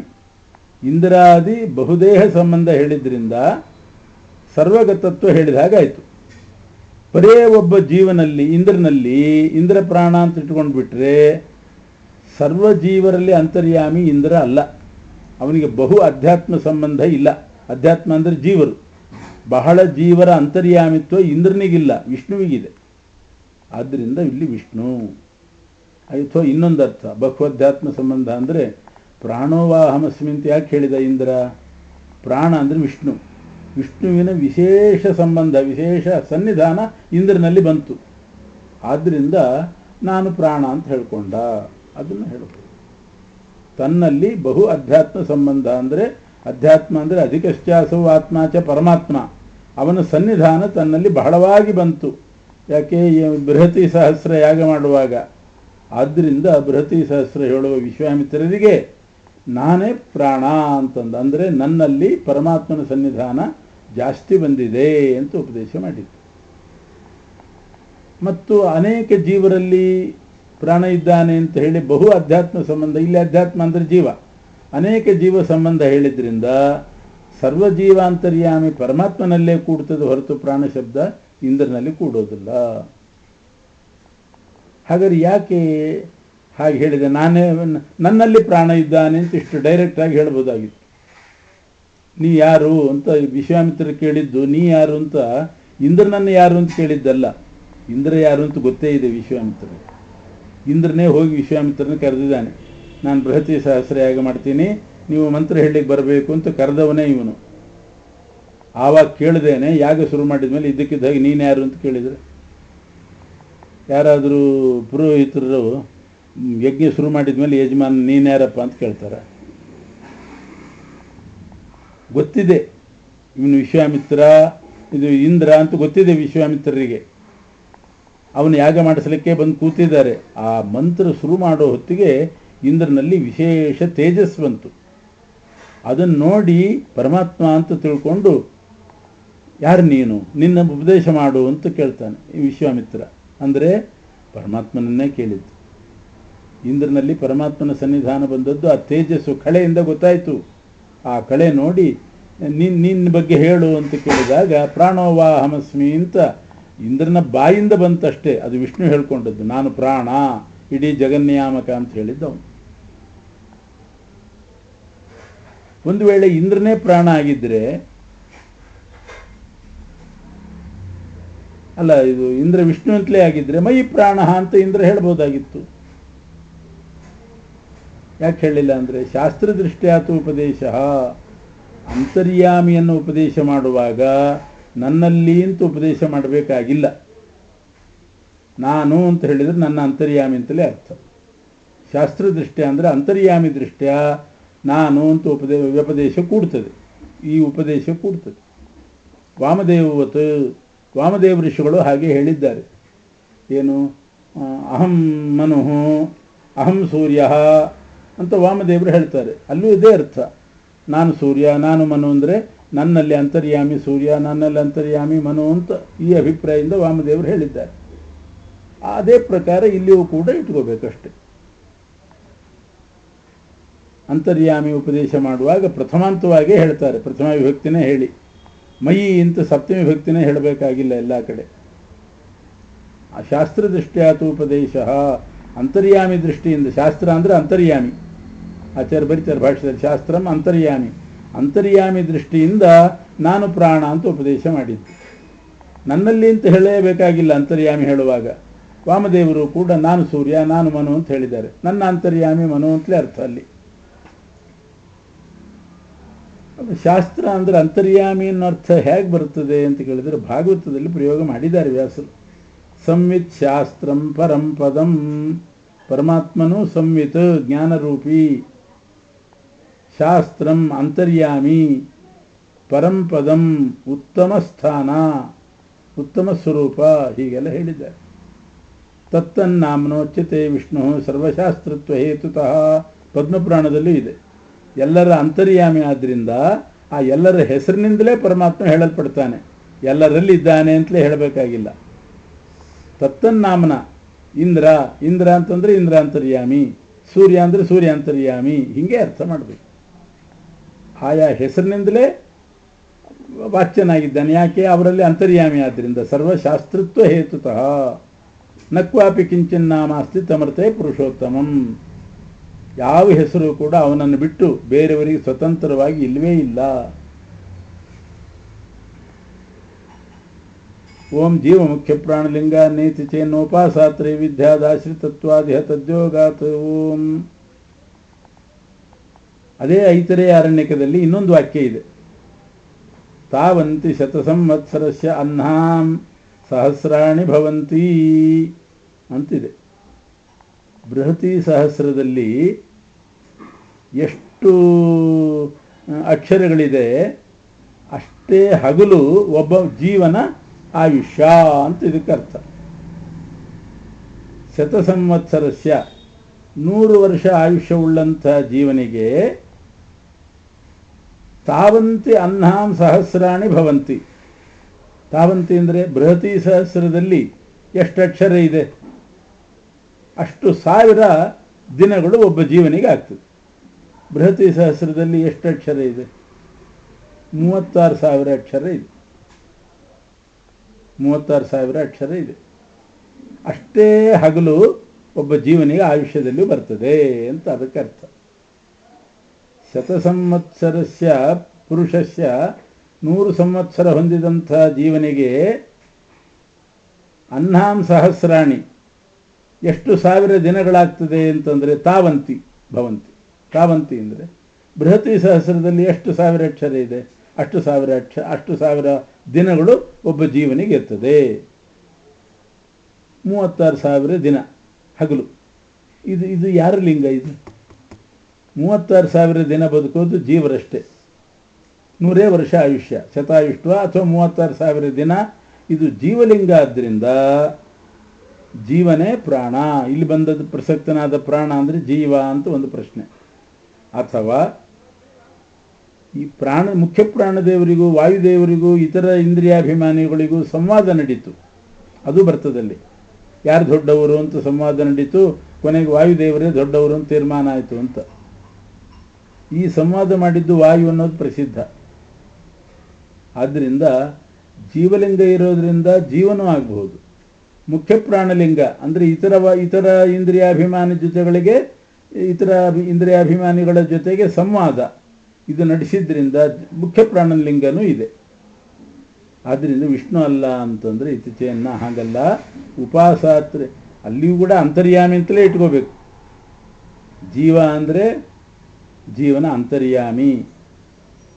ಜೀವನ ಅಂತರ್ಯಾಮಿಯಾದ ಪರಮಾತ್ಮ ಜೀವನಲ್ಲಿ ಅಷ್ಟು ದಿವಸ ಇರ್ತಾನೆ ಅಂತ ಅರ್ಥ ಅಷ್ಟೆ. ಮುಖ್ಯ ಪ್ರಾಣನ ಅಂತರ್ಯಾಮಿಯಾದ ಪರಮಾತ್ಮನೇ ಸಂವಾದ ಮಾಡಿದ ಅಂತ ಅರ್ಥ. ಯಾಕೆ ಹೀಗೆ ಹೇಳ್ತಾರೆ? ಈ ರೀತಿ ಹೇಳೋ ಉದ್ದೇಶ ಏನು ಅಂತಂದರೆ, ಉಪಾಸಾತ್ರೈವಿಧ್ಯಾತ್ 3 ವಿಧ ಉಪಾಸನೆ ಇದೆ. 3 ವಿಧ ಉಪಾಸನೆಯನ್ನು ತೋರಿಸಲಿಕ್ಕೋಸ್ಕರ ಹೇಳಿದ್ದು. ಏನು 3 ವಿಧ ಉಪಾಸನೆ? ಅಂತರ್ಬಹಿ ಸರ್ವಗತತ್ವೇನ ಅಂತರುಪಾಸನೆ ಅಂತ ಒಂದಿದೆ. ಪರಮಾತ್ಮನನ್ನ ಎಲ್ಲರ ಒಳಗೆ ಉಪಾಸನೆ ಮಾಡಬೇಕು. ಸರ್ವಗತ ಎಲ್ಲ ಕಡೆ ಇದ್ದಾನೆ ಅಂತ ಉಪಾಸನೆ ಮಾಡಬೇಕು. ಮತ್ತು ಅವತಾರ ರೂಪಗಳನ್ನು ಉಪಾಸನೆ ಮಾಡಬೇಕು ಅಂತ ಹೀಗೆ 3 ಥರ ಉಪಾಸನೆ ಇದೆ. ಯಾಕೆ? ಜೀವರ ಯೋಗ್ಯತಾನುಸಾರವಾಗಿ. ಅಂತರುಪಾಸನ, ಸರ್ವಗತತ್ವ ಉಪಾಸನ, ಅವತಾರೋಪಾಸನ ಅಂತ. ಇದೇ ಪ್ರಾಣ ಪ್ರಕರಣದಲ್ಲೇ, ಐತರೇಯ ಪ್ರಾಣ ಪ್ರಕರಣದಲ್ಲೇ ಈ 3 ಉಪಾಸನೆ ಹೇಳಿದ್ದಾರೆ. ಸ ಏತಮೇವ ಸೀಮಾನಂ ವಿದಾರ್ಯ ಏತಯಾ ದ್ವಾರ ಪ್ರಾಪದ್ಯತ. ಪರಮಾತ್ಮನು, ವಾಸುದೇವ ರೂಪಿಯಾದ ಭಗವತ್ತನು ಏತಮೇವ ಸೀಮಾನಂ ಅಂದರೆ ತಲೆಯ ಮಧ್ಯಭಾಗವನ್ನು ಸೀಳಿ ಆ ದ್ವಾರದಿಂದ ಸುಷುಮ್ನಾ ನಾಡಿಯಿಂದ ಚತುರ್ಮುಖನ ಹೃದಯಕ್ಕೆ ಪ್ರವೇಶ ಮಾಡಿದ ಅಂತುಂಟು. ಏತಮೇವ ಸೀಮಾನಂ ವಿದಾರ್ಯ ಏತಯಾ ದ್ವಾರ, ತಲೆಯ ಮಧ್ಯವನ್ನು ಸೀಳಿ ಅದರ ಒಳಗಿನಿಂದ ಬ್ರಹ್ಮದೇವರ ಹೃದಯಕ್ಕೆ ಬಂದ ಅಂತ ಹೇಳಿದ್ರಿಂದ ಅಂತರ್ಯಾಮಿ ಉಪಾಸನೆ ಮಾಡಬೇಕು ಅಂತ ಅರ್ಥ ಆಯಿತು. ಸ ಏತಮೇವ ಪುರುಷಂ ಬ್ರಹ್ಮ ತತಮಮ ಪಶ್ಯತ್. ಆ ನಾರಾಯಣನೇ, ಬ್ರಹ್ಮದೇವರ ಒಳಗೆ ಹೋದಂಥ ನಾರಾಯಣನೇ ತನ್ನನ್ನು ತಾನು ವ್ಯಾಪ್ತ ಅನ್ನೋದನ್ನು ನೋಡಿಕೊಂಡ. ಬ್ರಹ್ಮದೇವರ ಹೃದಯದೊಳಗೂ ಇದ್ದ, ತನ್ನನ್ನು ತಾನು ವ್ಯಾಪ್ತನಾಗಿದ್ದಾನೆ, ತಾನು ವ್ಯಾಪ್ತನಾಗಿದ್ದೇನೆ ಅನ್ನೋದನ್ನು ಕಂಡುಕೊಂಡ. ಸರ್ವಗತತ್ವ ಉಪಾಸನೆ ಆಯಿತು. ಏತದ್ಧಸ್ಮ ವೈ ತದ್ವಿದ್ವಾನ್ ಮಹಿದಾಸ ಐತರೇಯ. ಇದನ್ನು ಮಹಿದಾಸ ಇದನ್ನು ತಿಳ್ಕೊಂಡಿದ್ದಾನೆ ಅಂತ ಮಹಿದಾಸನ ಪ್ರಸ್ತಾಪ ಬಂದದ್ರಿಂದ ಅವತಾರ ಉಪಾಸನೆ ಮಾಡಬೇಕು ಅಂತಲೂ ಗೊತ್ತಾಯಿತು. ಮಹಿದಾಸ ಅಂತ ಒಂದು ಪರಮಾತ್ಮನ ಅವತಾರ. ಹೀಗೆ 3 ವಿಧವಾದ ಉಪಾಸನೆ ಇದೆ. ಆ ಅಂತರ್ಯಾಮಿ ಉಪಾಸನೆ ತೋರಿಸಲಿಕ್ಕೆ ಇದನ್ನೆಲ್ಲ ಹೇಳಿದ್ದು. ಅಂತರ್ಯಾಮಿ ದೃಷ್ಟಿ ಯಾಕೆ ಅಂದರೆ ಅಂತರುಪಾಸನೆಗೋಸ್ಕರ. ಅವತಾರೋಪಾಸನೆ, ಬಹಿರುಪಾಸನೆ ಅಂತ 3 ಥರ ಇದೆ. ಉಪಾಸಾತ್ ತ್ರೈವಿಧ್ಯಾತ್, ಅದನ್ನಿಲ್ಲಿ ಆಶ್ರಯಣೆ ಮಾಡಿದ್ದಾರೆ. ತದ್ಯೋಗಾತ್, ಈ 3 ಉಪಾಸನೆ ಯಾಕೆ ಅಂದರೆ ತದ್ಯೋಗಾತ್, ಅವರವರ ಯೋಗ್ಯತಾನುಸಾರ.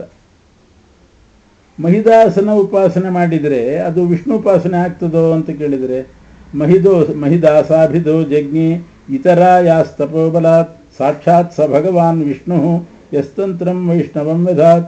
ಮಹಿದಾಸ ಅಂದರೆ ವಿಷ್ಣುವಿನ ಅವತಾರನೇ. ಇತರಾದೇವಿ ತಪಸ್ಸು ಮಾಡಿದಾಗ ಇತರಾದೇವಿಯ ತಪೋಬಲದಿಂದ ಹುಟ್ಟಿದವನು ವಿಷ್ಣು, ಅವನೇ ಐತರೇಯ ಮಹಿದಾಸ. ಅವನೇ ವೈಷ್ಣವ ತಂತ್ರವನ್ನು, ವೈಷ್ಣವ ಗ್ರಂಥವನ್ನು ರಚನೆ ಮಾಡಿದವನು, ಪಂಚರಾತ್ರವನ್ನು ರಚನೆ ಮಾಡಿದವನು ಅಂತ ಉಂಟು. ಹೀಗೆ 3 ಉಪಾಸನೆಗೋಸ್ಕರ ಅಂತರ್ಯಾಮಿ ಉಪದೇಶ ಮಾಡಿದ್ದು. ಅದರಿಂದ ನೇರ ಉತ್ತರ ಏನಿದಕ್ಕೆ? ಜೀವಲಿಂಗ ಇದೆ, ಪ್ರಾಣಲಿಂಗ ಇದೆ ಅಂದರೆ ಅಲ್ಲಿ ಅಂತರ್ಯಾಮಿ ಅಂತಲೇ ಇಟ್ಕೋಬೇಕು ಅಂತಲೇ ಉತ್ತರ, ಹಿಂದಿಂದೇ ಉತ್ತರ. ಶಾಸ್ತ್ರದೃಷ್ಟ್ಯಾತ್ ಉಪದೇಶೋ. ಜೀವನ ಅಂತರ್ಯಾಮಿಯಾದ ಪರಮಾತ್ಮ 1000 ಹಗಲು ಮಾತ್ರ ಒಬ್ಬ ಜೀವನಲ್ಲಿ ಇರ್ತಾನೆ, ಅಲ್ಲ 36,000 ಹಗಲು ಮಾತ್ರ ಒಬ್ಬ ಜೀವನಲ್ಲಿ ಇರ್ತಾನೆ ಅಷ್ಟೇ. ಆಮೇಲೆ ಬಿಟ್ಟು ಹೋಗ್ತಾನೆ. ಹಾಗರ್ಥ ಮಾಡಬೇಕು. ಪ್ರಾಣದೇವರು ಸಂವಾದ ಮಾಡಿದರು ಅಂತಂದರೆ ಪ್ರಾಣಾಂತರ್ಯಾಮಿ ವಿಷ್ಣುವೇ ಸಂವಾದ ಮಾಡಿದ ಅಂತ ಅರ್ಥ. ಯಾಕೆ ಈ ಅಂತರ್ಯಾಮಿ ದೃಷ್ಟಿ ಹೇಳ್ತಿದ್ದೀರಿ ಅಂತ ಮತ್ತೆ ಪ್ರಶ್ನೆ ಬಂದರೆ, ಉಪಾಸ ತ್ರೈವಿಧ್ಯಾತ್ ಅಂತ 3 ವಿಧ ಉಪಾಸನೆ ಇದೆ. ಅದು ಅವರವರ ಯೋಗ್ಯತಾನುಸಾರ. ಕೇಶಾಂಚಿತ್ ಸರ್ವಗತ್ವೇನ ತದುಪಾಸನಾ ಯೋಗ್ಯತಾಯಾಚ ಪುರುಷತ್ವ ತದ್ಯೋಗಾತ್ ಅಂದ್ರೆ ಹಾಗರ್ಥ.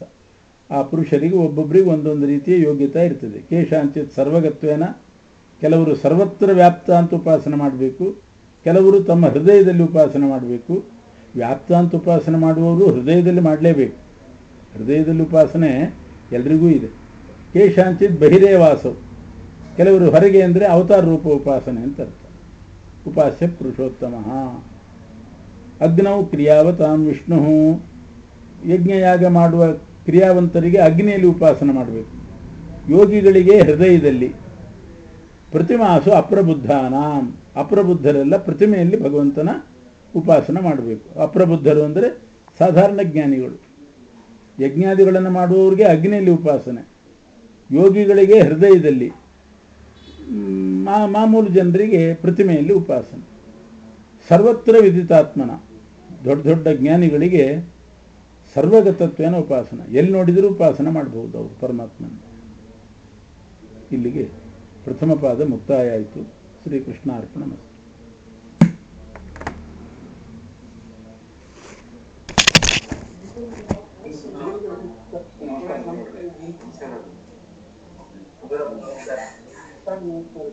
ನಮಸ್ಕಾರ.